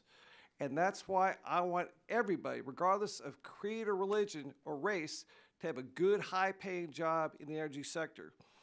And I'm proud to have local partner schools like Wharton County Junior College, Alvin Community College, and San Jacinto College involved in this endeavor to open those jobs up to all comers. These schools are running 2-year programs that give all Texans a chance to learn key skills and get work without going to a 4-year university. For example, for this upcoming fall 2019 enrollment, about 58% of STEM majors at Alvin Community College are minorities. Minorities, 58%. At San Jacinto College this past fall, that was almost 80%. That's incredible. That's Texas 22. But of course, Mr. Chairman, we have some work to do here in D.C. I'm still reviewing your new bill. There were big changes from the last Congress, but I hope we can come together and get something done on this important issue. I want to ask you all, start out with you, Mrs. Maynard. One theme here is over and over, to get kids into STEM, we have 2 challenges. First of all, they don't think it's cool. It's cool to go to Wall Street. It's cool to go to Silicon Valley. It's not cool to go in energy. It's low tech. It's not low tech. We all know that. Also, as was mentioned, we try to capture them at the college level. That's way, way, way too late. So my question is, have y'all talked to local school districts, get them engaged, try to catch them maybe middle school, maybe elementary school? Ms. May, you're open first, and just go around the table there. Great. So I absolutely agree we need to reach sooner. My daughter's 8. I talk about energy all the time.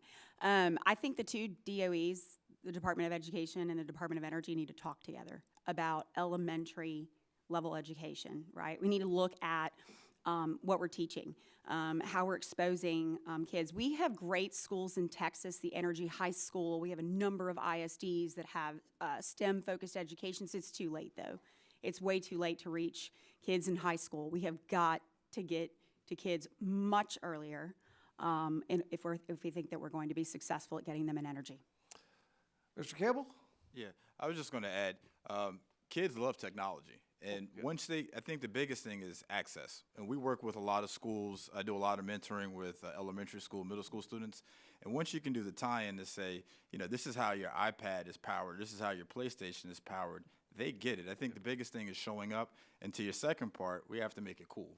And one of the things, we work very closely with the Dream Corps, and they've done an excellent job of doing unique events where they'll bring in diverse artists to reach a younger population. And there's emerging things like the Broccoli City Festival in D.C., which brings over 100,000 people yearly to talk about sustainability and energy. So I just think there's a tremendous amount of opportunity, but we have to show up, and kids need to see role models and really break it down to them. And once they get that, they're very engaged. And one form too back home around time is robotics competitions. Kids do these amazing things with robots. They get involved in science, technology. I played a banana peel piano. Banana peels, dried banana peels wired up with wires. I played chopsticks at a local elementary school. So thank you for your time. I'm out. I yield back. Kelly is recognized for 5 minutes. Well, I thank the chairman. It's always tough to follow the gentleman from Texas, but I'll give my best out of there, Pete. I thank the witnesses this morning. Ms. Pramagori, given the lack of new nuclear construction, can we ensure that there is a trained workforce for advanced nuclear, such as small modular reactors? So we are obviously quite interested in that as a business, our nuclear skill sets, and we do fund nuclear scholarships for engineers to ensure that, you know, we've got a strong pipeline. But it is something that concerns us. It concerns us as the nuclear power industry wanes. I don't think that that is a skill set that we want to concede to the rest of the world. Right. I think that we want to maintain our dominance, our leadership in nuclear skill sets, and I think it's a very important area. As I said, we devote a significant amount of dollars to scholarships to bring people through nuclear programs and the nuclear engineering programs, but I think it's something that we should pay attention to. Thank you. Well, in California, the wildfires are an increasing threat, and I'd like to expand the definition of workers in the energy to include jobs that make sure our system's resilient, such as clearing out underbrush around our transmission lines. Can you speak about the diversity in that sort of job? Vegetation management is you know, what we would call that, and it's very important to manage you know, the vegetation around our lines and our systems. Obviously, California has felt that you know, quite acutely, but we see that across the United States. You know, there's a fair amount of diversity in those ranks, but I do think there's opportunity there as well, and I think that we'll see those businesses grow also. One of the things we have looked for in the vegetation management ranks is to find additional, there are some companies that are quite strong and quite large that do this, and you know, we'd like to see, you know, we like to help companies grow, so the opportunity to grow small businesses, diverse businesses, I think that's an area of tremendous opportunity. Thank you.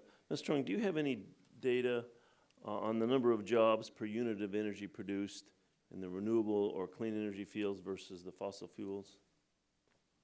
That's a level of metric I don't have access to, but I will say to your question around how do we actually begin to address the opportunities that we are seeing in California, where we actually literally saw paradise burning, and the opportunities for us to diversify the workforce for a state as diverse as California.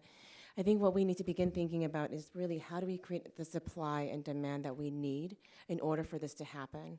In the policy realm, we really need to think about diversifying our supply from grade school on to on-the-job experience with employers to others. We can create a demand for diverse workforce by having policies that actually incentivize that at the school level with on-the-job employment, with on-the-job internship and opportunities, to making sure that we're really demanding that through policies, having a demand for renewable energy, having a demand for clearing the underbrushes around the grids, having a demand for those actually creates the opportunities for the people who actually get trained to get jobs that are going to be created by these employers. Well, thank you. Ms. Colon de Mias, what does certification in energy efficiency look like? Is that a sort of a degree, or what is it? What do you mean when you say certification? So there are multiple careers in energy efficiency. HVAC is a career, an insulator is a career, and energy assessment is a career. And each of those has their own set of certifications. So for example, there's a Building Performance Institute that certifies building scientists as analysts or envelope specialists. That ensures that when you're running a building that you take into account all of the factors that it requires. Energy is something that, like air, we don't really think about, but we're using it from the moment that we're waking and even while we're sleeping, right? It's a huge demand as every part of our daily life. And so what my industry does is look at the way that those things work together and ensure safety and high performance. So there are all kinds of certifications you could get in my industry. Thank you. Mr. Campbell, what's the matchup of employment opportunities in the energy field versus the geographic available of potential employees? Yeah, sir, what's the matchup between job opportunities in the energy field and the geographic availability of workers to take those jobs? Yeah, very good question. So, I mean, there's parts of the country that when you look at renewables that you see more. for example, in solar, and that's more driven by state policy, renewable portfolio standards. In California, for example, you have a very aggressive renewable portfolio standard, but then there's parts of the country in the South, like North Carolina, South Carolina, where they've passed better renewable portfolio standards that you're seeing solar there as well, too.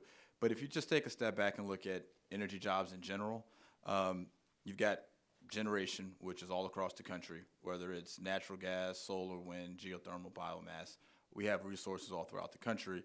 The delivery, as far as getting that energy to consumers and businesses, that workforce is all throughout the country. And then when we talk about storage and microgrid, and one of the things that we haven't talked about is electrifying our transportation sector. And that's one of the biggest sources, if not the biggest sources, of carbon pollution. And most utilities across the country are now looking at how to electrify the transportation sector. So I think all these opportunities aren't geographically constrained. I think the opportunities are across the board. Thank you. I'll yield back, Mr. Chairman. I want to thank you, gentlemen. And now we'll recognize Mr. McKinley for 5 minutes. Thank you, Mr. Chairman. This is something you've been interested in, I know, for years, and I really welcome having this discussion.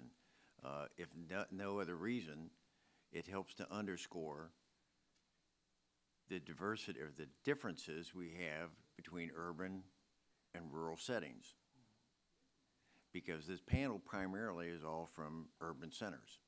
I see them from District of Columbia, from Connecticut, California, but I've not seen it from the coal fields. And so my concern here is when I think about in the coal areas of in West Virginia, in Kentucky, we got Harlan, Kentucky. We got in West Virginia, we have Gary, West Virginia. Welch, we could go on. We could say War, Big Chimney, Thurman. All these little communities. All of you have ignored this transition. All of you. Where are we going to put? Where are we going to train these people for? It may be indeed a movement into the renewable energy field. But what are we going to do for those communities? The companies for years have ignored them. They're not investing in Thurman or Welch or other, all across, not just West Virginia, but Kentucky and Wyoming and elsewhere. There's a reason that the companies haven't located there, despite the incentives that might be out there as promulgated or put forth in this legislation.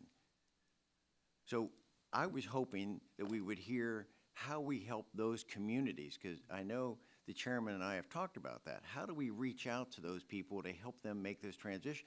And that transition may be, as it was in the 50s, after the war, they left and they went someplace else. That may be the solution. They have to abandon War and Thurman and Big Chimney and Harlan. I want to know who's going to buy their homes. I want to understand what we're doing with this. Because for the coal miners and the related industries, their biggest asset is their real estate. And so when we tell them, you can get a job in creating solar panels, but it's just not going to be in Thurman. So you'll have to locate someplace else. What happens to the community? What happens to the school system, the churches, the fire departments, anything else that occurs with them when we abandon those communities to do our retraining for someplace else? And you know, we can, I know it's a noble idea to talk about the transitioning over to the renewables and the possibilities with that, but I'm enormously frustrated with that.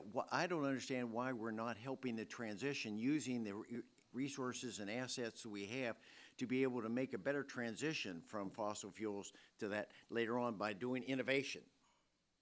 Finding out how we use what we have cleaner and more efficiently.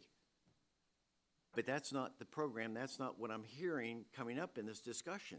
All of it seems to be, I know you're chomping at the bit, and maybe I could stop. I'm just looking at little county, Pleasants County, West Virginia, that because of rules and regulations that have been promulgated here, they're going to lose a power plant there that represents 30% of all the revenue generated for that county.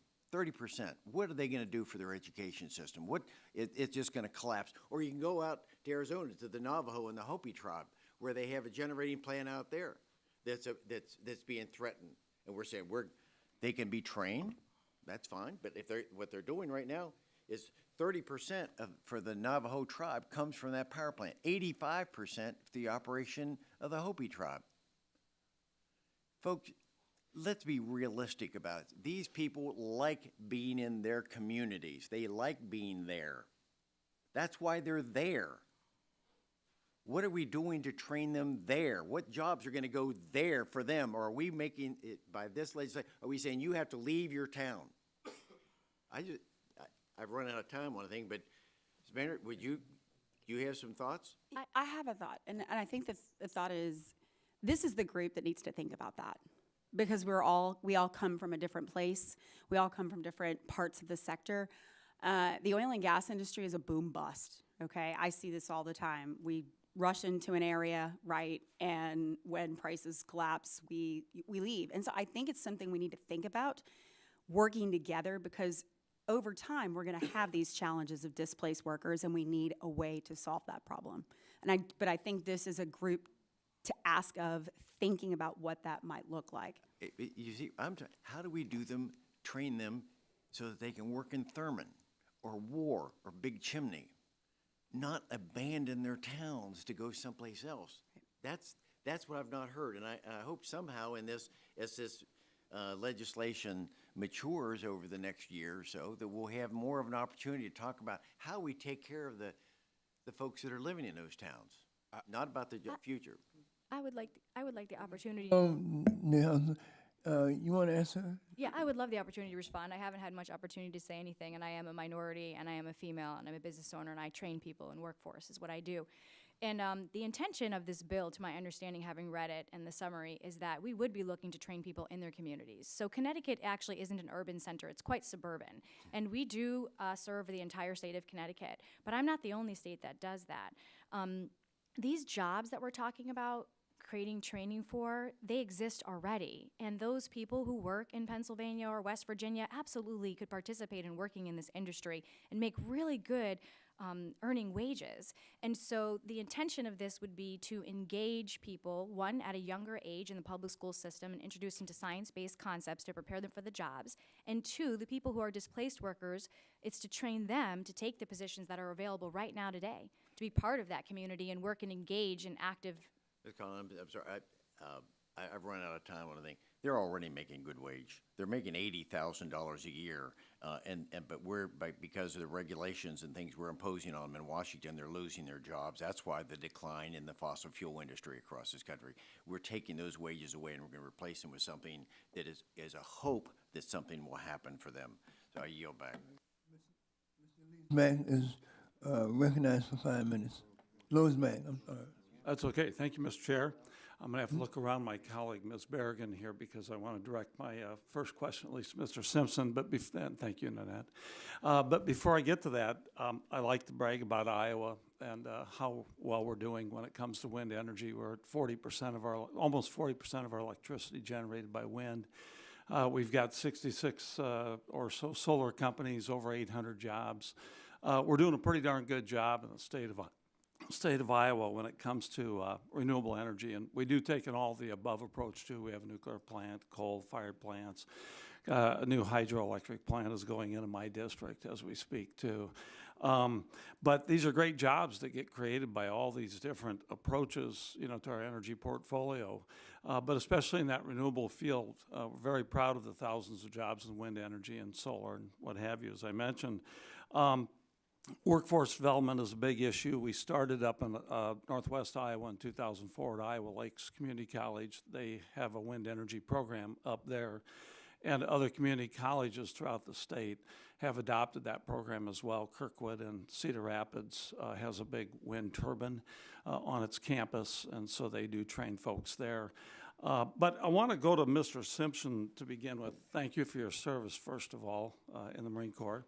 I did not have the honor and privilege to serve in the military myself, but I have a stepson and his wife who are both active duty Marines still out at Camp Pendleton, so I want to thank you very much for that service. And your focus on veterans, you brought up a couple of things in your testimony today.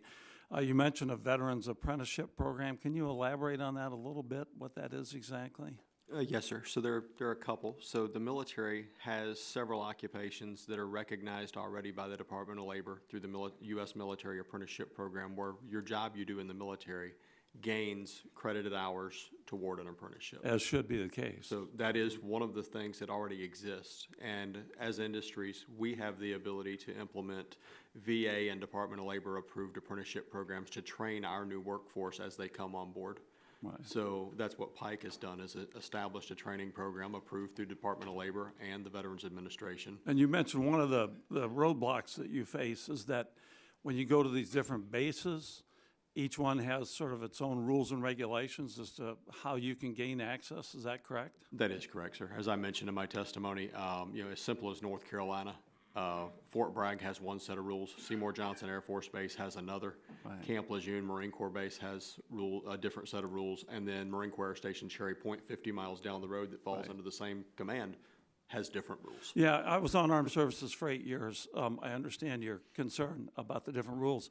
And I don't want to put you in the hot seat too much here. It's not really your job to figure out how the DOD should deal with this. But do you have any thoughts about how we can standardize access across bases? Any thoughts at all on that? I do, sir. I think when you look at the transition program as a whole, the transition program was developed in these halls. Right. You all approved legislation that created a transition program to ensure that veterans had the appropriate skills entering the workforce to be able to attain a job or go to college, whichever they chose to do. So those things were created here. I think that establishing a set of core foundational rules that allows contact between employers, the commercial sector, and the DoD sector is the key. Right. The opportunity to go in and present my business to those service members as they transition so that they understand that you don't necessarily have to work in a bucket truck out in the weather and all the elements that we work in, that you can also be an engineer. Mm-hmm. That you can be a work management technician going into our customers' database, pulling jobs out, right, and then sending those jobs to our crews that are in the field. There's so many other opportunities than just line work. And we politicians are really good at on a bipartisan basis, at expressing our concerns for veterans and our support for veterans, but we've got to find better ways so that folks like you can interface with them and get to them and have that access to them. I'm a strong supporter of community colleges. I already mentioned some of the colleges in Iowa. I have my own saying that community colleges are the principal intersection between workforce development and education. Any thoughts on that? I hate to just focus on Mr. Simpson here, but I have limited time. Absolutely. I worked in workforce development with the state of North Carolina for 2 years running a veterans program, and in that process interacted a lot with the community colleges, with their folks that go out and integrate with business to identify training areas that are needed and develop a new workforce. I believe the community college is a great place to attain the education. I think, again, the funding issue is the problem, making the funding available so that continuing education is acceptable, right, as well as curriculum education. Well, thank you, Mr. Chair. I don't want to abuse my time. I yield back. Thanks to all the participants here, too. Thank you, gentlemen. Mr. Griffith is recognized for 5 minutes. Thank you, Mr. Chairman. I appreciate that. This is an interesting and valuable topic, and I hope that we have the opportunity to work through regular order to learn about this bill and other workforce development programs that already exist at DOE and other agencies. I will have some questions for DOE when the time is right, and hopefully they'll be at another hearing and I can ask them at that time. I also would note that if we're going to look at workforce development in a holistic way, we should look at populations that have seen a decline in industry jobs, such as many localities in my district. And we need to make sure that economic development is a part of this as well, so that we can train folks for local jobs. You may be hearing, Mr. McKinley and I come from states where coal has been king, or for areas where coal has been king, so you're hearing a similar event. I do appreciate, Mr. Chairman, that you did include so many areas in your development skills section of the bill, including energy efficiency. We actually have a group out of Christiansburg, Virginia, that I represent, Community Housing Partners, that I toured recently, where they're going into homes and helping the people who are doing the HVAC systems and doing the energy efficiency at the homes actually understand, getting the certifications that you mentioned earlier. Ms. Colon and De Mejias. Ms., thank you. and they're doing that there. Chemical manufacturing is listed in the bill, and I appreciate that because just outside of my district in Kingsport, Tennessee, we have Eastman, also in Martinsville, but they do, in Eastman, they do chemical manufacturing using coal and natural gas as their feedstocks to make all kinds of different plastics that we use every day. Likewise, I'd be remiss if I didn't mention oil and natural gas. And of course, the bill does include coal and training folks for coal jobs. Mr. Olson said we got to convince folks that it's cool to get into energy. Folks in my district, because of the money, if you can find a job, and they're better today than they were a couple of years ago, but they're paying anywhere from 75 to 90. If you get overtime and you work overtime, you can make $120,000 a year. Wind and solar is great, but we have to recall that wind and solar are paying roughly 40 to 60 if you're not one of the top folks in the industry. So it's important to remember that. But still, even at that amount of money, the folks want to stay in their communities. They love the mountains. They don't want to leave, and they'll be looking for jobs. So I'm going to ask you all how you feel this bill in particular can help, because we have some opportunities at surface mines for wind and solar, depending on the wind. Every mountain's different, so you can't say you do it on every mountain.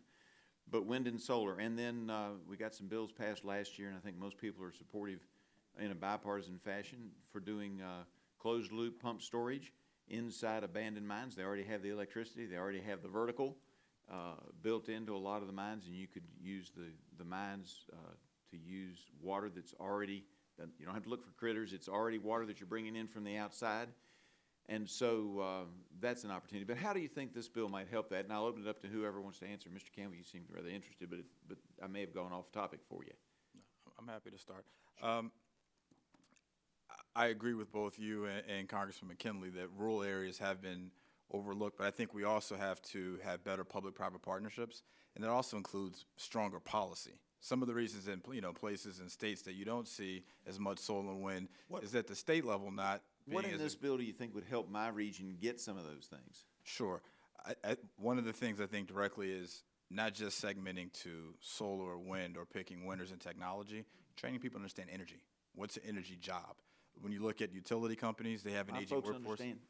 They understand energy because we have natural gas, coal bed methane, and we have coal. They understand energy, and they understand energy jobs pay good. What we got to do is find them a job. So I think we have to work together. I think we need better policy, but on the other hand, with the training component, you also have to take a long-term view. So as I talked about, like the transportation sector is coming around the corner. So there's real-time changes that we have to prepare the workforce of the future. Some of those jobs might not be there now, but I think it'd be short-sighted not to train people for the jobs that are going to be there 3 years, 5 years, 10 years down the road. So, and I appreciate it. Can anybody else tell me how this bill in particular might help my region on the areas that I touched on? I would absolutely love to help you because efficiency is applicable to absolutely any type of energy Everywhere. use, Absolutely. not just buildings, not just cars, our lights, every single thing, our heating, our cooling, our cooking, our refrigeration. Efficiency is something that draws down demand. It is literally the concept of using less to do more, right? So it applies to everything, and anyone can be trained in my industry. And so there are entry-level jobs, and there are high-level jobs. There are jobs at the public utilities and demand reduction in energy efficiency, and those people can make up to $250,000 a year. Many people don't know the industry exists and don't understand energy. It's great that people in your community do understand energy, but there are so many people that have no idea where electricity comes from. They don't understand their heating and cooling systems, and so there are real opportunities for people who are needing jobs to find entry-level jobs and high-level jobs. And I will agree that energy efficiency is a conservative idea because we're conserving the energy. I yield back, Mr. Chairman. I want to thank the gentleman. Now we'll recognize Mr. Vesey for 5 minutes, and let me take a moment to welcome you as a new member of this subcommittee.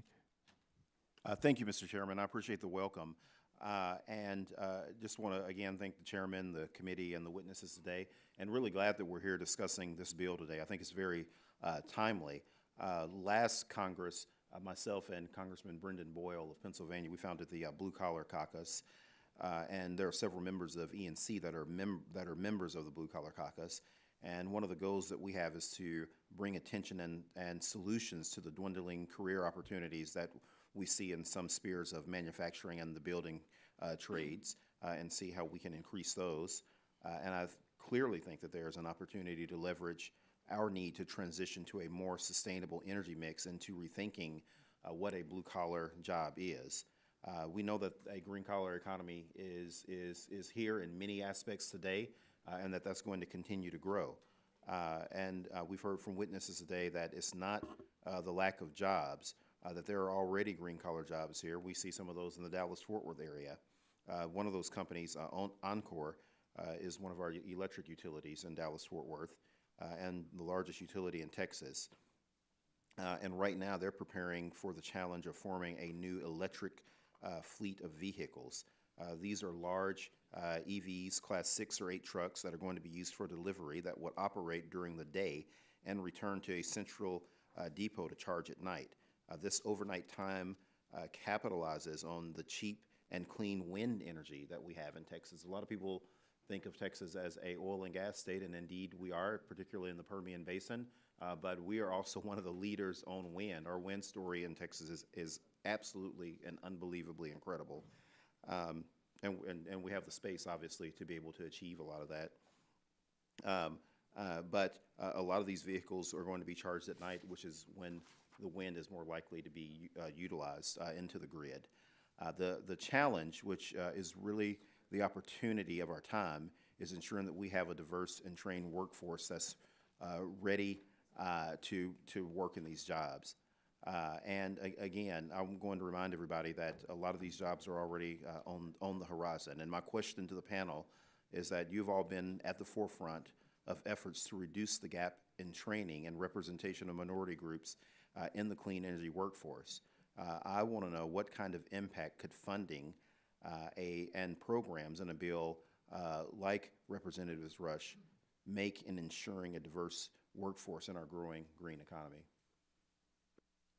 Anybody that wants to jump in and answer could.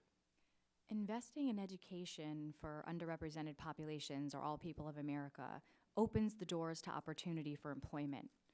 You know, it's very hard to get a job if you don't have the right skill set. And there are many areas of America that currently don't offer strong STEM courses in public schools.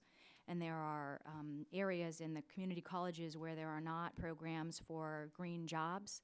And I do agree that, you know, earlier, Mr. Simpson and also Mr. Campbell mentioned that, you know, energy, basic skills and STEM skills are applicable to any job, right? So by investing the money on the front end, we're allowing the opportunity for people who are not able to find employment to have access to those jobs. And I think that is what the key part of this bill is opening those doors for opportunities through education and training.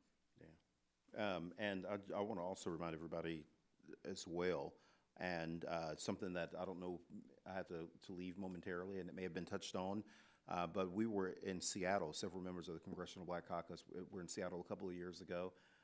And because of the evolution in technology that's going on right now, not only are we talking about many of these blue-collar jobs transitioning to more green-collar type jobs, but they're going to be white-collar positions because of technology where people are going to see those jobs move to blue-collar, green-collar, gray-collar type status because of the technology. And that's something that we also need to be focused on as we talk about the various challenges and bringing more of this technology onto the grid. Thank you very much, Mr. Chairman. I yield back the balance of my time. I want to thank the gentleman for yielding back. Now the chair recognizes Mr. Bouchon for 5 minutes. Thank you, Mr. Chairman, and thank you to the panel. It's been interesting. A couple things quickly, Mr. Simpson, on the CDL driver's license for veterans. You probably don't know, but I had a bill many years ago that actually put the current situation into law to streamline the process for CDLs for veterans. And so I'd be interested in the pitfalls of what we have in place and how we can improve it. I mean, just briefly, because I have a number of questions. I mean, we can revise what we did years ago to improve it.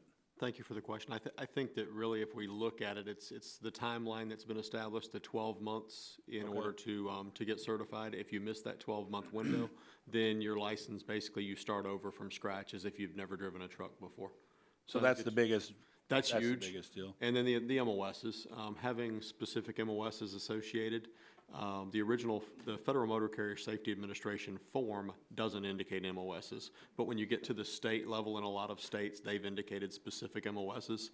So in the Marine Corps, I've got one truck driver MOS. Yeah, But I've right, I got get it. many more people that drive trucks than just that MOS. So we'll need to, please contact my office if you would at some point. Yes, sir. And give us that, send out that information to us, because we can hopefully expand that. So, thank you. Mr. Campbell, you were talking about solar, somewhat about solar, many of the panelists have, but what are we doing in trying to advance recycling of solar panels that are at the end of life? Because Europeans, for example, have that in their process, through the manufacturing of the panels, a plan for end of life. Because if you look at where we are now, and we're going to continue to expand solar, and I'm an all the above energy supporter, even though I'm in coal country. Is there anything anybody on the panel knows about what we're doing for 20 to 30 years from now? Because with all these solar panels, as they end their life, because right now in the U.S., we put them in landfills. Anybody have any? Start with you. Do you have any idea about what we're looking at there? I'm not as well versed on the recycling, but I can definitely circle back and find out. Does anybody in the panel have any input on that at all? I think that kind of proves my point, because I've been looking at this. I've been starting to look at this, and I think if we look at the environmental impact of any industry, right, we need to look at the industry in total, and that includes the production of panels and the end of life, what we do with panels. That's true with electric cars too, with the batteries and all that. And I think that's important. I support those industries, but we just need to recognize that we're going to landfill hundreds of millions of tons of solar panels probably 25 or 30 years from now. So I support an all above energy. In fact, Indiana is a big manufacturing state per capita, and I was a little bit disappointed to see the new bill has introduced did not include some of the bipartisan language we worked on regarding the fossil fuel industry and nuclear energy and some manufacturing. Ms. Maynard, who are we potentially leaving out with this limited focus on the green collar jobs? In this bill, are we leaving out anyone? I think in what we're trying to do. Yeah, I believe we need to look at oil and gas, and I also believe, when I went to research this, I actually went to this committee's website page, and I didn't see the words oil and gas even listed on the front page. I think that kind of answers. No, and I'm glad you asked the question. Yeah. Because let's face it, the words oil and the words gas and the words climate, there are all these terms that in our language, right, they create visceral responses when I look back and say to myself, we're here because of those things. And I think everyone in this room recognizes that we're in an energy transition, and it's a great economic opportunity, but we absolutely have to make sure that we're inclusive, particularly when we're talking about diversity and inclusion, of folks. We got to have folks and forums. Understood. Ms. Colon de Mejas, is that right? That's perfect. Yeah, I really, the energy efficiency thing is really important, and why can't we convince some of our citizens to look at their house and do things that improve our energy efficiency? Because that's a struggle, right? People just, they just won't do it. So, is it money or what is it? Knowledge? What is it? I would love to answer you, and I have no seconds left, but I'll answer you anyway. With some discretion from the chairman, I think. Go ahead. Is that okay? So it's a great question. Energy efficiency is something that is not talked about, right? It's not sexy like wind or solar. It's not as cool as an EV car. It just gets the job done. I call it the unsung workhorse of America. Just in my state alone, energy efficiency in the last 10 years has removed the need to build 2 new power plants. Mm-hmm. The other thing about efficiency is it is comprehensive and it is collaborative with any type of energy source. I like to talk about energy efficiency in a very simple way. I say that when we create energy policy, we're not really making sausage, we're making rice and beans. And the efficiency is really the rice or the long-acting carbohydrate that would sustain us as a society. And the beans are the proteins or the energies like nuclear, fossil fuels, or renewables. And you can write energy policy with any type of beans, right? But if you create a dish and you have the parts that you need, it's going to sustain you longer than if you don't think about how you're creating the dish. All right, thank you, thank you. My time has expired. I'd like you to expand more, but it's a very important subject. Thank you very much for your answer. Thank you. Now recognizes Mr. Kennedy for 5 minutes. Thank you, Mr. Chairman. I want to thank the witnesses for appearing today and for the committee for holding this important hearing.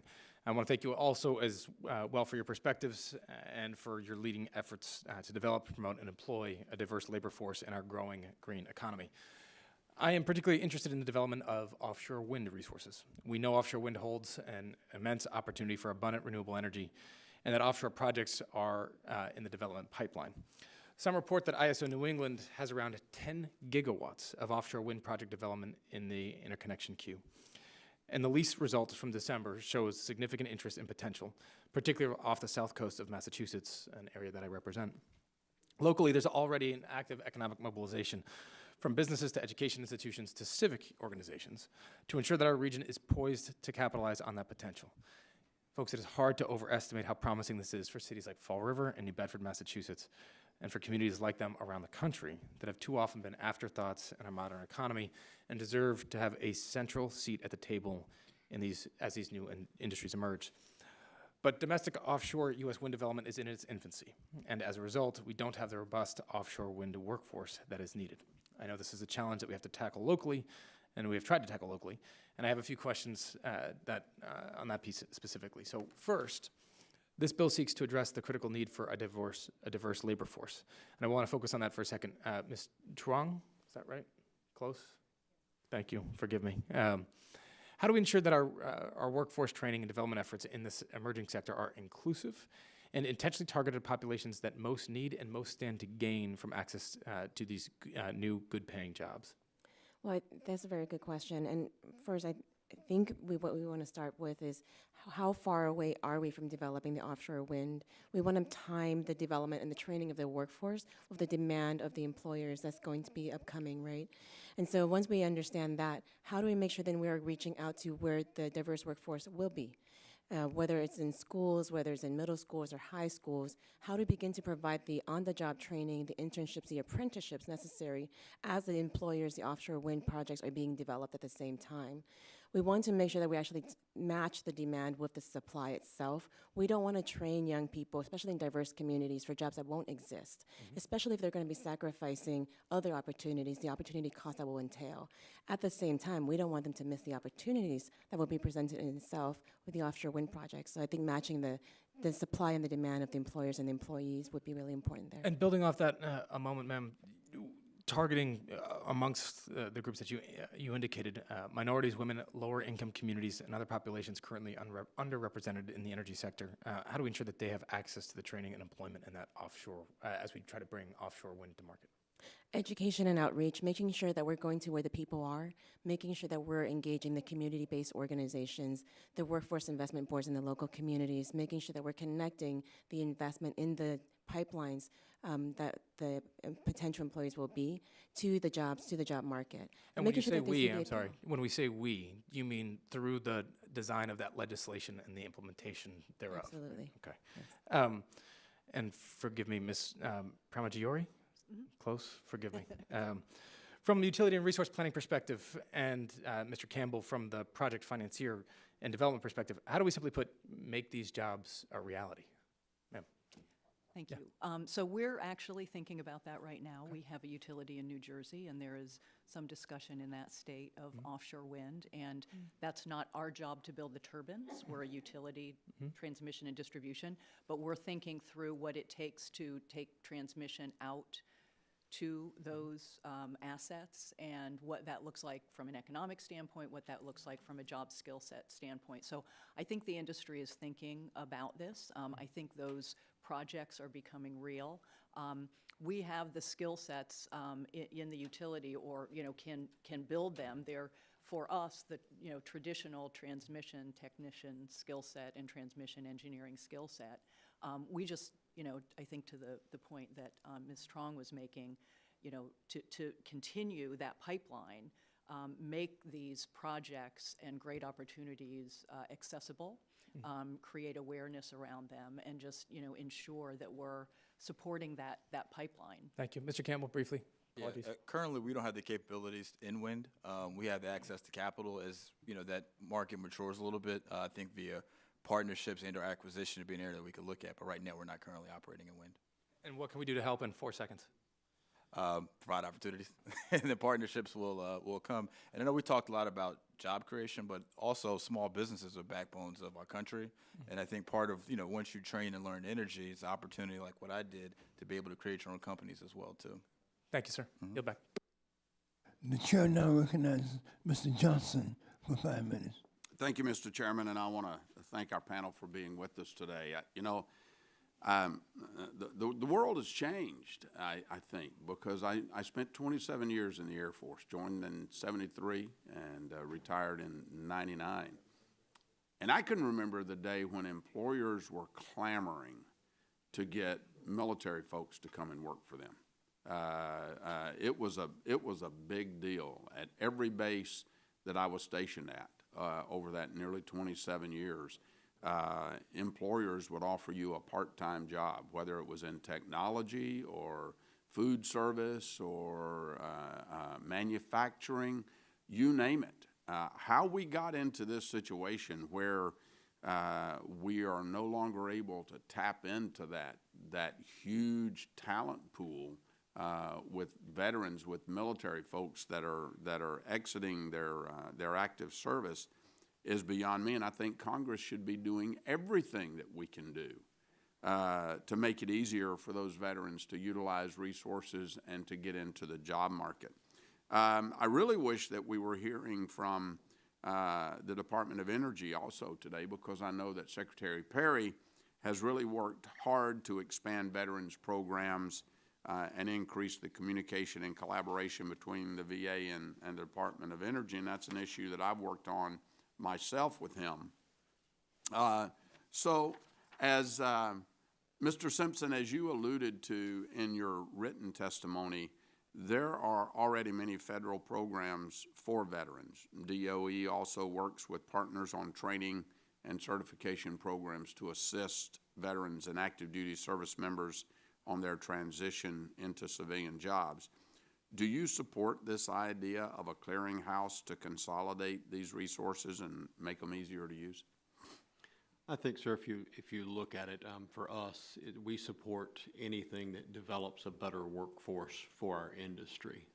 I think if you look at the existing platforms that are already available and tap into the resources that are there, and then after doing that, look at how the industry has responded and how people have responded about getting into the industry, then you look at those things, that would make sense. Okay, all right. Despite the great work already occurring, both in government and in the private sector, do you believe specific barriers remain to companies successfully tapping the unique skills and abilities of our veterans within the energy industry? Let's see. Yeah. Such as issues involving transitioning from the military culture to private sector culture, issues with private sector certification requirements, or the need to supplement veteran skills with additional training. In other words, what gaps remain or could be improved upon to make this transition from the military to the private sector most successful for veterans in your industry? So I'm going to answer that in a couple of different directions. I'm going to start with something I've been meaning to say the majority of the day. Education has been something that we've talked about at this table pretty consistently, and I think that as we educate our educators on interacting with young students, teaching them, right now Department of Education grades our school systems and our educators on how many kids we send to college.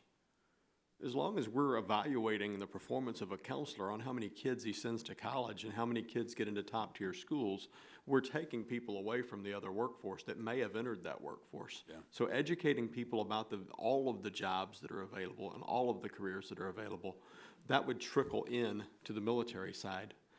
But on the military side, it's access. Give us more access. Give us the opportunity to be on the base in the community of the veterans and educate them on what our careers are. Yeah, well, I think we, and I was going to get into it, but I see I'm not going to have time. I think it is, it's definitely a problem that we've convinced many young people that their only pathway to success is a four-year university. Many of them don't want to do that, don't need that, and we need workers in all the different areas. I'm limited on time, so Mr. Simpson, one final question for you. Why do you think jobs in your industry are attractive to veterans, and do you think it's short-sighted to limit federal programs to only green-collar jobs? I think that anytime you limit funding to specific industries or jobs, you limit opportunity. So I do think that we look at all of the opportunities that are available. But as far as the industry being attractive to veterans, a lot of us joined the military because we didn't want four walls and fluorescent lights. It's great to be able to work outside and in the elements and with a small team, and we continue that when we leave the military by entering into the energy workforce. I was raised on a tobacco farm. I love the four walls and the bright lights, so I get that. But thank you very much, Mr. Chairman. I yield back. The chair now recognizes Ms. Berrigan, and before she begins, I want to welcome you as a new member to this subcommittee. Thank you, Mr. Chairman. Thank you. Thank you so much, Mr. Chairman, for having this discussion today and everybody who is here. I've heard a lot just sitting here, and I represent a district in Southern California that includes areas like Compton and Watts, where not everybody is going to college. So bills like this are so critically necessary and important because there is a lot of folks in parts of the country, including my district, who want to have opportunities for jobs where they may not go to college. And so, Mr. Chairman, I want to thank you for having this conversation. And I think this is a bill that's desperately needed. And you know, the focus of the bill is obviously to move toward clean energy. And that's why the bill language is the way it is. It is because we have a climate change crisis. It is because communities of color and low-income communities are suffering health impacts that is really a public health crisis. And so that is why the language isn't there talking about the oil industry. And that doesn't mean we don't include them in the conversation. As a matter of fact, when I meet with them, oftentimes my conversation with them is, what are you doing to transition? How can we help you transition? And that is the great part about this bill. One of my colleagues from Virginia asked, what's in the bill for people where he is? And Section 202 of the bill is very clear. It prioritizes who is going to benefit from this. So the question is, do you have women in your district? If it does, if you do, this benefits you. If you have persons who are transitioning from fossil fuel energy sector jobs, are they in your district? Well, then they benefit you. Do you have veterans in your district? Because if you do, this bill is going to benefit you and your district. I don't see anything in the bill that restricts money from going to rural areas. I haven't seen anything. Ms. Colon de Mijas, have you seen anything in the bill that restricts money to rural areas? Absolutely not. I think that the bill is very competently written to ensure that it supports people in urban and suburban areas. And I agree that it would specifically support women and minorities and career changers and veterans. That's the way I read the bill. Thank you. Now, Ms. Colon de Mijas, can you provide an example from your experience where you have had difficulty hiring staff for an available job and how this legislation would help small businesses like yours? I currently have 7 positions that are open. Oftentimes, I hire people from those populations and I train them, and then they actually end up leaving about 2 years later to go work for the public utilities because they become such highly skilled workers that they're sought after by other companies and other industries, including solar, electric vehicles. Many of the skills are transferable. So once someone is trained, they would have the opportunity to work in other areas as well, including public utilities. Right. And why should small businesses get more robust incentives than maybe larger businesses? And do you have an example that supports the distinction? Yeah, specifically, I hired a veteran 2 years ago who I absolutely loved, but he didn't come with the right skill set because the programs that are available for vets do not allow them to participate in the non-credit education or continued education. So I had to invest in those courses to allow him to get the certifications he needed. And then after he got the certifications, he was rightfully hired by a much larger entity, the Department of Energy and Environmental Protections. And he works there now. But I invested a lot of money in his training, and I also paid him for the job for the 2 years, and then I had to start from the beginning to retrain. Great, thank you. Ms. Strong, if I can ask you a couple questions. What are some of the key barriers to equal minority representation in the energy workforce?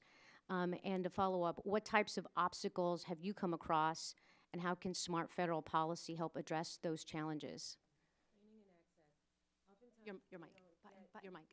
Yeah. Oftentimes, minority and communities and low-income communities don't get access to these jobs. A lot of times the energy companies and utilities interview and hire people who they may know in their communities, and they may not have outreach to the communities that have not been traditionally seen as candidates in this industry.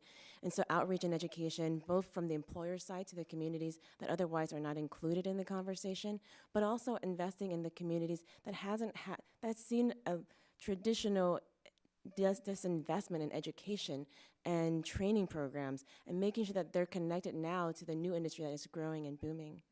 Great. Well, thank you. And I want to thank you for making the connection between poverty and pollution earlier in your remarks. With that, I'll yield back. Thank you. I want to thank the gentlelady, and the chair now recognize Mr. Wahlberg for 5 minutes. I thank the chairman, and thank you for the panel for being here today. I'm pleased the committee is holding a hearing on workforce development for the energy industry. As a senior member of the Education and Labor Committee, I've been passionate about and working on these issues for a long time. The Education and Labor Committee actually has primary jurisdiction, so I'll be following this issue closely in the days ahead. Also, my district is the #1 district. It is the energy district of the state of Michigan, with over 35% of all of the energy produced in Michigan produced in the 7th district. It's an all-of-the-above district, everything from wind and solar to natural gas, coal, and Fermi. The only plant recently is to receive a license for a 3rd facility. So we are appreciative of this issue. Ms. Pramaggiore, I was taken with the icebox challenge, the refrigerator electrification, and racing those refrigerators. It made me think with what's going on in my district with self-driving vehicles, that maybe we ought to have a self-driving refrigerator, so when I'm watching Michigan beat Ohio State, hopefully in the future, I don't have to leave and have the refrigerator brought to my, let's forget that. I think you'll have some takers for that science project. Good deal. Let's move that on with young ladies or with young men as well, putting that together. When I was back visiting just this last week, our ISD in Jackson, Michigan, and their Career Center, I saw firsthand what our communities are doing to promote hands-on learning opportunities and create high-schooled, high-wage jobs. I wish this hearing had been held before that. We could have talked about this as well in the energy industry. At Exelon, are you partnering with your local communities similar to the Career Center to collaborate on the workforce development training this bill discusses? Yes, thank you, sir. Yes, we are. We have a number of different programs. We have programs that are designed around workforce development and training, where we partner with community colleges and other community groups to develop these training programs. We also have educational programs, dollars that go to different entities to create educational programs through elementary schools, middle schools, high schools. So we overall in our company spend about $10 million a year on education alone, and then there's a separate funding for training programs themselves. Okay, thank you. With that in mind, from my understanding, it appears that a lot of what this bill proposes already exists, either by private sector companies like the one Ms. Maynard leads, for instance, or through existing DOE programs. Do you see a need to duplicate these efforts with federal funding? And then second, if so, what should be the role of the federal government? So what I described was efforts that my company makes and many large companies, and particularly utilities, have experience in. Our industry is changing pretty dramatically, and so what we're seeing is that more and more aspects of the industry are being served by smaller businesses, different kinds of businesses. Mr. Campbell's is one. Ms. Colon de Miejas has another business that works in our industry. Traditionally, this was done by the utility industry, but no longer. These are businesses that need support. These are businesses that don't have the capacity to develop training programs like we do.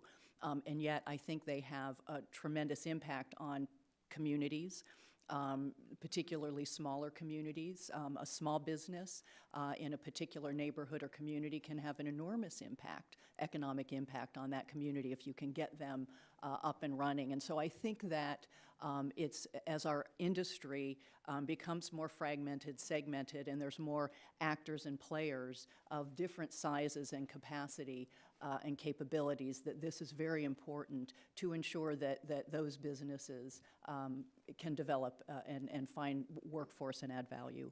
Okay, thank you. Let me just jump to nuclear power. The Fermi plant in Monroe provides important baseload generation with zero carbon emissions. Is Exelon already partnering with any local career centers or private organizations to ensure skilled workers are prepared for the innovations in the nuclear industry? And is your company leading that way? Yes, we do. We, as you know, have a number of nuclear plants. We think maintaining nuclear skill sets is absolutely essential to the United States economy, to the United States leadership in nuclear power in general. We fund scholarships for nuclear engineering. We have training programs for nuclear craft skill sets as well. Thank you, Mr. Chairman. I yield back. I will recognize Mr. McEachin for 5 minutes. Thank you, Mr. Chairman, and let me start off by thanking you for your leadership. Let me take a moment just to welcome you to this subcommittee. I want to thank you, and we look forward to working with you, and you're now recognized for 5 minutes. Thank you, Mr. Chairman, and I am appreciative of being on this committee as well as this subcommittee. And let me start by thanking you for your leadership in introducing the legislation that we're discussing today.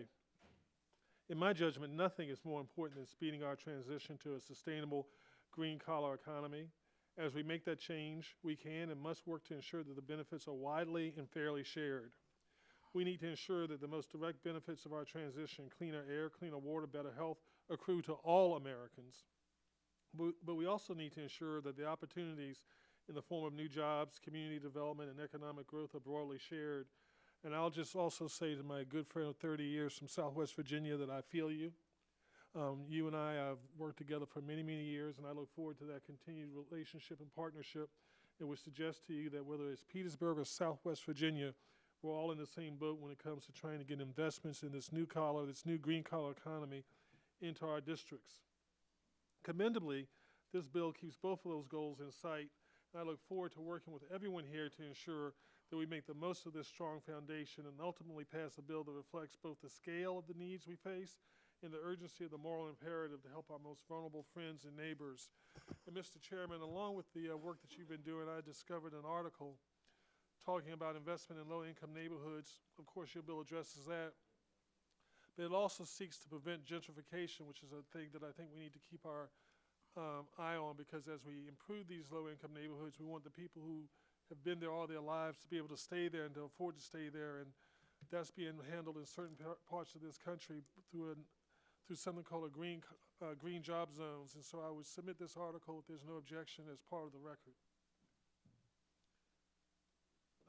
And as far as my questions are concerned, Mr. Campbell, as you've already stated, the transportation sector is now an even bigger source of greenhouse gas pollution than the energy sector, and auto emissions powerfully affect air quality and public health.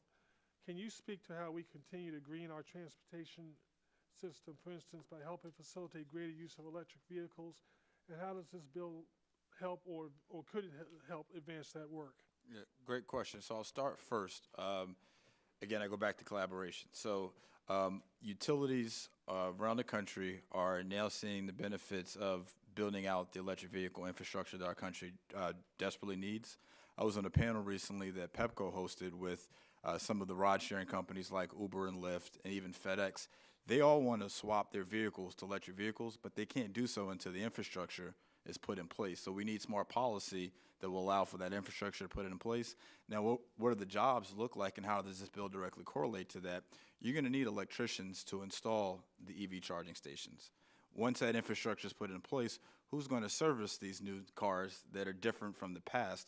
So part of this training that we haven't really talked about today is also providing grants, because it's hard for people to leave for 5 to 6 weeks, however long a training program is, with no income.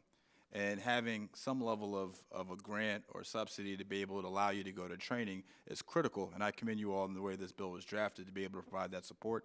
But I do strongly believe that the greening or the electrification of our transportation sector is one of the biggest opportunities that we're going to see. And it's a lot of work that's being done real time. GM, for example, has 20 new electric vehicles that are rolling out over the next 5 years.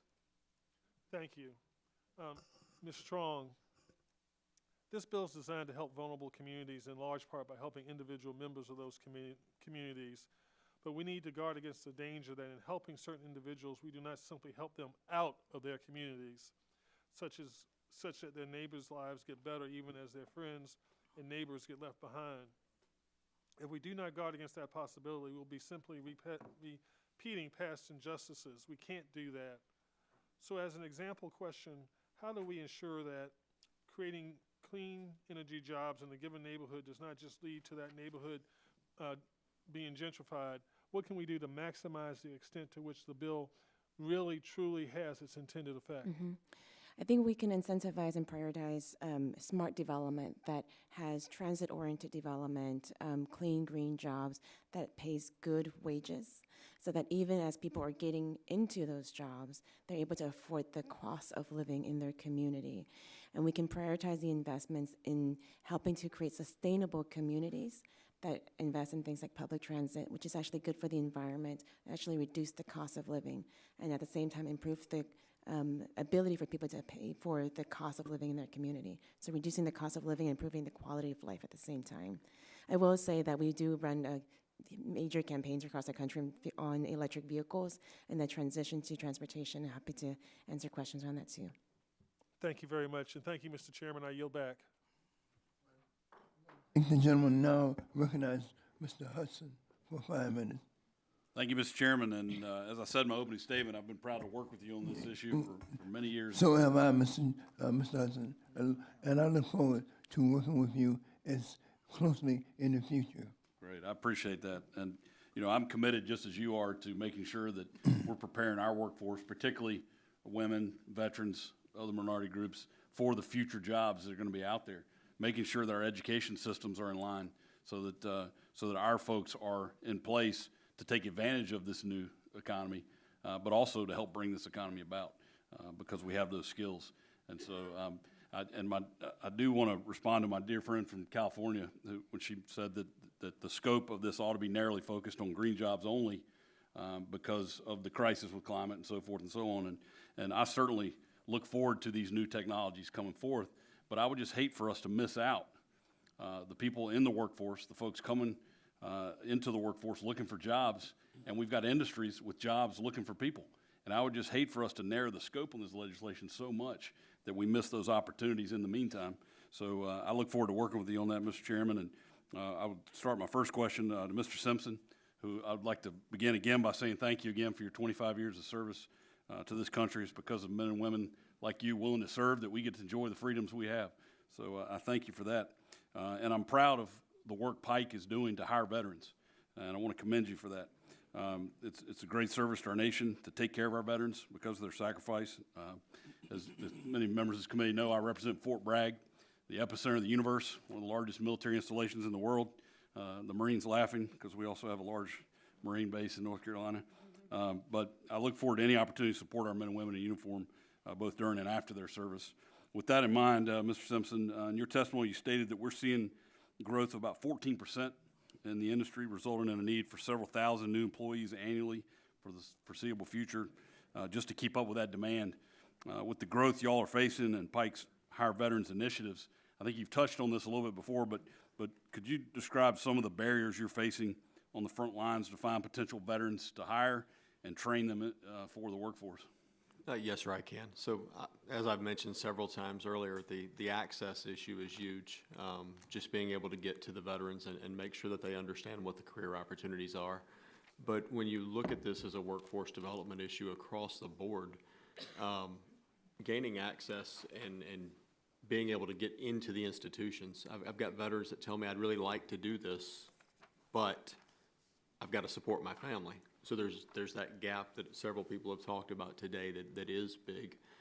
But for us, if we can get into the installation, access the service members earlier, establish the skill bridge programs on the base where they can train through that program while they're still active duty service members and being paid by the military with benefits, then we can transition them directly into the energy industry.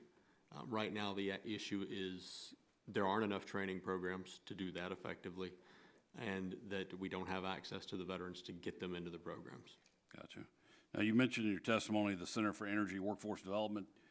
Could you please elaborate on what that center does, and is that what you're talking about now as part of this transition, and sort of talk about what Pike's role is with the center? So Pike is a member of the Center for Energy Workforce Development. It's a national program, and I think when you look at it, they address several issues. They've got a program called Get Into Energy, which gets into the elementary schools and the lower grade levels to start teaching people about industry jobs at the earliest stages of their education. Later on, when folks leave the military, we have the Troops to Energy jobs that are available. So that program again addresses how to attain those jobs at that point in time. So there are a couple of places where the Center for Energy Workforce Development has really done a really good job of developing pathways and educational programs that can be delivered at any school to teach kids how to get into the industry and get specific certifications to attain industry jobs immediately upon graduation. Gotcha. Now, are there other specific programs that you've undertaken to access veterans? Of course, with ours, the apprenticeship program is huge. Being able to tap into a veteran and give them a housing allowance while they're learning the skills to attain our jobs is very beneficial, so we use that. Well, I'm about out of time, so I'll just again say thank all of our panelists for being here. This has been a very worthwhile discussion. I appreciate your help. Mr. Chairman, with that, I'll yield back. I want to thank the gentleman. The chair now recognizes Mr. O'Halloran. I'd like to thank Mr. O'Halloran. I want to welcome you also to the committee and look forward to working with you. Same here, Mr. Chairman. I'd like to thank you and Member Upton and other witnesses before us today to join us in this important conversation regarding our nation's energy resources and to discuss the Blue Collar, Green Collar Jobs Development Act, which is an important first step toward this critical issue for my district. About my district, talking about jobs is important. I have the largest Native American population in the United States in my district. The Navajo Nation has a 50+% unemployment rate. Hopi are at about 80%. The White Mountain Apache, 60+%. One of their towns is at 95% unemployment. San Carlos, 60+%.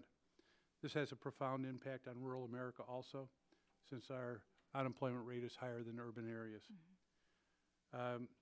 It has an impact on our schools, our fire districts, police, anybody that's concerned with their tax base. We're losing. I have 4 power plants in my district. We're likely to lose one here in the next few months. And so it also is a situation where it affects people that are already in such hardship across Indian land and rural America in general. I hope this hearing is the first of many actions we as a committee take on a key priority of mine, supporting economic opportunity across rural America and Indian country. It's important to note, Mr. Simpson, that with the veterans issue, as a per capita, based on per capita, Native Americans have the highest per capita of service to our country than any other population. Rural America is at a crossroads, as market forces in the energy sector and beyond have drastically changed, and economic realities in communities like those I represent. We must ensure energy workers of all trades are not left behind as the energy marketplace continues to evolve. I cannot understate the unique and dire circumstances and the imminent closures of coal-fired plants like the potential for the Navajo Generation Station, one of the largest coal generation stations in America, present, and what it presents to those communities. The potential loss of hundreds of jobs, the best paying jobs in my district, by far, along with lost operating revenue for those rural and tribal communities, has had devastating implications. This decision today has real implications for real people and real families, and I want to make sure we know that it just isn't theoretical. If we fail to help energy workers, such as those in my district, transition to new opportunities and pay competitive salaries, if we fail to boost economic diversification efforts, then we have failed at our jobs.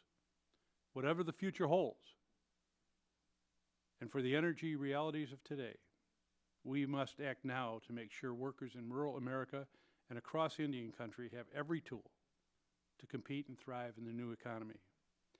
Why is that so important? It's rural America. I think we as a country take it for advantage. I think urban America has to start to understand what rural America is about. And it is about water, where the electricity comes from, natural resources. This is the foundation of our urban centers. They wouldn't survive without what comes from rural America, and rural America can't survive without having the appropriate education, the appropriate jobs available, the appropriate quality of life to keep people there. The transmission lines alone, if we're talking about energy, it's not going to come from the core of our urban centers right now. It's going to come from those areas. And so we have to address that accordingly. I'll move along here quickly. Mr. Simpson, I see in your testimony that Pike Corporation is very engaged in employing and encouraging veterans to contribute to the energy workforce. I thank you. How do you view this legislation's potential to further increase opportunities and flexibility when it comes to energy workforce training for veterans? As I mentioned earlier, sir, I think any program that gives us the opportunity to educate a workforce and develop a workforce is beneficial. But I do think that we have to look at this against all of the other programs that already exist. The Workforce Innovation Opportunity Act provides a lot of funding for education. It's simply how that funding is applied and reducing the limitations on that funding to apply to energy programs. I feel like there may be opportunities already in existence to fund some of this, and we may be duplicating an effort. But I love hiring folks into the energy industry, so if you'll train them, we'll hire them. I think there's a lot more work to do. I look forward to working with my colleagues on that effort, which I believe builds on the important work we have discussed today. Again, I thank the witnesses. I hope we continue this important conversation. Rural America is counting on it. I yield back. Thank you, Mr. Chairman. I want to thank the gentleman. Chair now recognizes Mr. Flores for 5 minutes. Thank you, Mr. Chairman. I'd like to echo the concerns of my colleagues on this side of the dais that we're not following regular order with today's hearing. We were able to work together on a great bill in the last two Congresses, and I hope that your side of the aisle will continue working with us in a bipartisan manner to address this critical issue for the American people. At this time, Mr. Chairman, I'd like to ask for unanimous consent to insert into the record a statement from the Nuclear Power Institute, which discusses nuclear power education, jobs, and careers. Without objection, so ordered. Thank you, Mr. Chairman. The Nuclear Power Institute is located in my district and is a joint center of the Texas A&M Experiment Station and Texas A&M University. This institute works on important workforce issues within the world's leading emissions-free baseload energy technology industry, that being nuclear power. As I mentioned in our last Environment Subcommittee hearing, if we're serious about the threats of climate change, we need to accelerate the deployment of more emissions-free, next-generation nuclear power. In the near term, we should also continue to highlight the climate benefits of lower emissions fuels like natural gas, which have contributed immeasurably to our country's global leadership in emissions reduction. Ms. Maynard, I want to thank you for your testimony and for everything you do for women and increased diversity in the oil and gas industry. And as a fellow Texan and as a former member of the oil and gas industry, I'm pleased for my colleagues to hear your perspectives about our industry and to dispel some of the myths about our industry, and also to talk about the great opportunities it creates for jobs, opportunities, and career development. Over the last two Congresses, I've worked on a bipartisan basis on legislation to streamline the permitting process to modernize our infrastructure, including pipelines. This is good for jobs and paychecks and careers. And if you think about what we're talking today, there's two elements to this. One, we have to educate the workforce, but two, you got to make sure there's a job for that workforce to go to after you've educated them. And so, Ms. Maynard, I'm going to ask you this question on the second part, and that is having the jobs available. Do you agree that it's important for Congress to remove out-of-date permitting barriers so that we can amplify workforce growth, development initiatives, and employment opportunities? I do. Oops, yeah. I do, and I think as my colleague to the left here, Mr. Simpson, has talked about, it sounds like it's very difficult and complicated, the processes and procedures we put in place for veterans, so I would echo support for elimination of complicating the process. If we're going to spend a lot of effort to engage and get people engaged, we absolutely need to make it easier for them to take those jobs and for us to accelerate that process. So yes. I totally agree with you on both points. That's great. It seems that we could and should do both, so we're creating the right environment where companies can have the confidence to invest in new jobs and new projects and invest in their workforce. You're not just oil and gas. You're talking about expanding to renewables and all forms of energy. Is that correct? Absolutely. Experience energy is about experiencing our energy truly in the fullest form. And it sounds like I need to connect with my colleague to the left here about efficiency, because it's not an area that I was aware of. So yeah, that's efficiency, a critical part of an emissions control strategy. How would you compare the business climate for energy jobs in Texas along the Gulf Coast compared to the rest of the country? it's pretty significant. Right now, we are in Texas alone, I speak often to industry about a middle skills gap. We have initiatives already in place in Houston and other areas of Texas where we're trying to find folks to put into jobs. We do have a number of jobs that go unfilled. Okay. And what would you attribute the difference in opportunity to between Texas and the Gulf Coast and the rest of the country?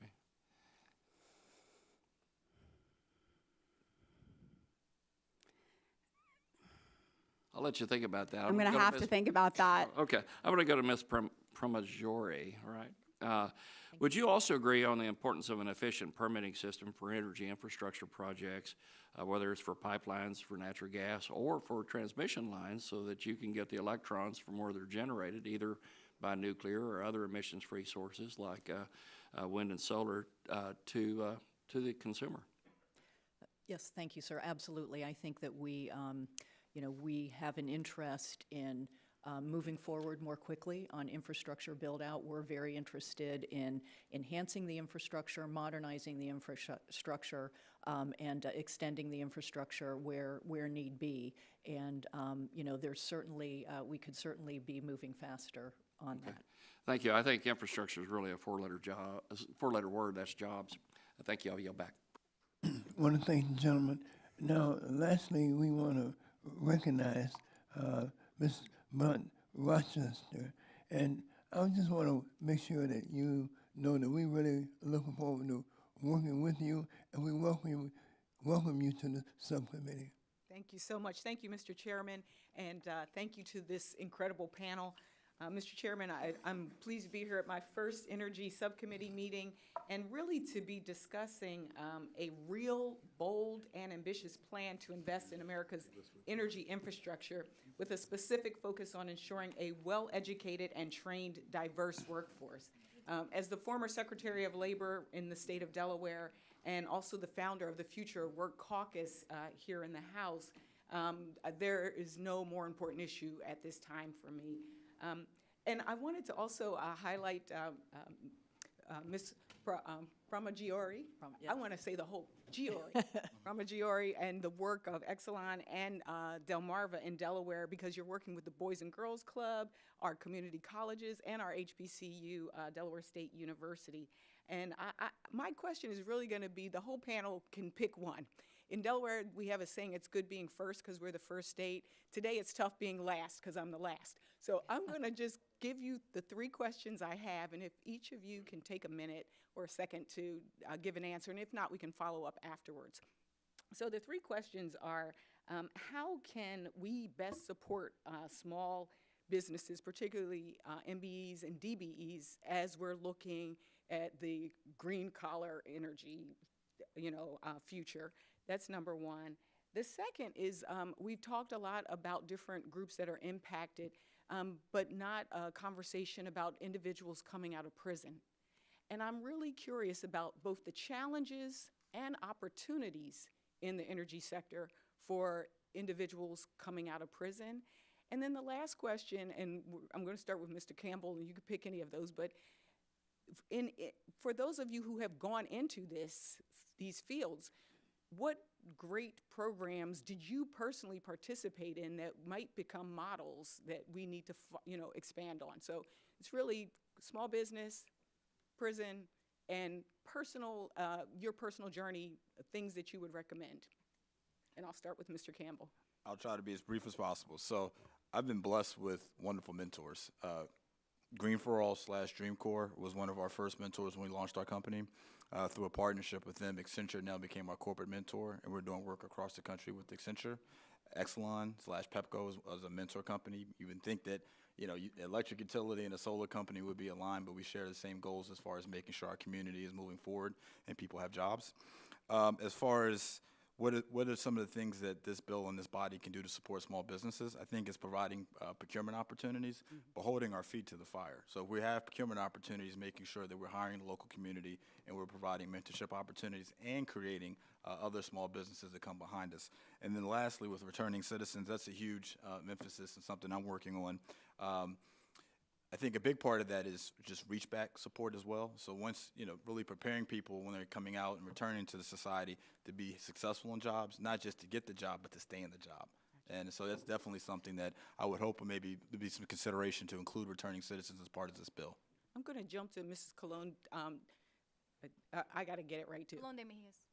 Colon de Mejias. I'm going to shorten my name for the next hearing. My answer is that in order to help small businesses and women-owned businesses, OJT funds are phenomenally helpful. Training support programs are extremely helpful because as a small business, one of the biggest expenses, and I don't know who said it earlier today, that one of our biggest issues is filling those roles and then filling them and worrying about someone taking those people because they need to fill their roles. That's a big problem. Gotcha. All right, Ms. Trone? We talked about earlier about wanting to get more women into these industries. Getting my personal journey, I talk to women across this country, women who have a lot of credentials, and they are so intimidated by the STEM barriers. They think they can't talk the science or the math, and they can't get into these areas. So I think demystifying that. I think if we want to increase diversity in small businesses, we can require reporting of how many of our large utilities and businesses actually subcontract or subgrant to smaller diverse businesses. We can also set targets to improve percentage-wise every year. Can we improve 5% every year? And then finally, around prison, we can start training inside of prisons now. We have a shortage of labor, dire problem around the country. We can start training programs inside of prison. We can make sure we provide wraparound services to employers to encourage them to hire people coming out of prison, just stop the gap between the hiring processes, and then provide wraparound services so that they stay in the jobs. Thank you. I have 5 seconds. I want to thank Mr. Simpson so much, especially for talking about the workforce investment boards and making sure that we have some coordination across. And also, Ms. Maynard, I want to also say hi to Allie and thank you for bringing her. Thank you so much. I yield back. I want to thank the gentlelady. The matter before the subcommittee now is a unanimous consent request for the submission of articles and items for the record. And those items include a letter from the Alliance to Save Energy, a letter from Nuke Energy, a letter from the Solar Energy Industries Association, a letter from the Texas A&M University System, a letter from the Center for Energy Workforce Development, and a letter from the National Urban League, and finally, a letter, an article rather, from my colleague, Mr. McKinley, an article from the entitled "In Minneapolis, Low-Income Neighborhoods See Influx of Clean Energy Jobs." Was Mr. McKeechan, I'm sorry. Mr. McKeechan is the one who requested the unanimous consent decree. Hearing no objection, We'd like to see, we would prefer seeing a few of these in advance to review them, but yes, of course, we're going to accept in cooperation with you on this. But we'd like to see in the future more to have a chance to review them. well, certainly the chair will adhere to that request. Thank you so very much. Without objection, so ordered. And we want to make sure that now we thank all the witnesses for your participation in today's hearing. You've given us some very informative, incisive, and exciting testimony, and certainly want to thank you. And I want to remind members that pursuant to committee rules, they have 10 business days to submit additional questions for the record to be answered by the witnesses who have appeared before us today. And I ask each witness to respond promptly if there are any such questions that you may receive. And so, again, thank you for your participation. And at this moment, the subcommittee now stands adjourned. Thank you so much. Thank you. Yeah. Good job. Thank you. I'm really impressed with all the programs that you're doing, so thank you for all of that. Well, and I'll tell you, we love energy efficiency. We just can't. It's a good thing. Yeah. Oh, hi, Alexander. Oh, great to meet you. Thank you. I am. Are you? Oh my gosh. Well, I'm long before you, but oh, that's wonderful.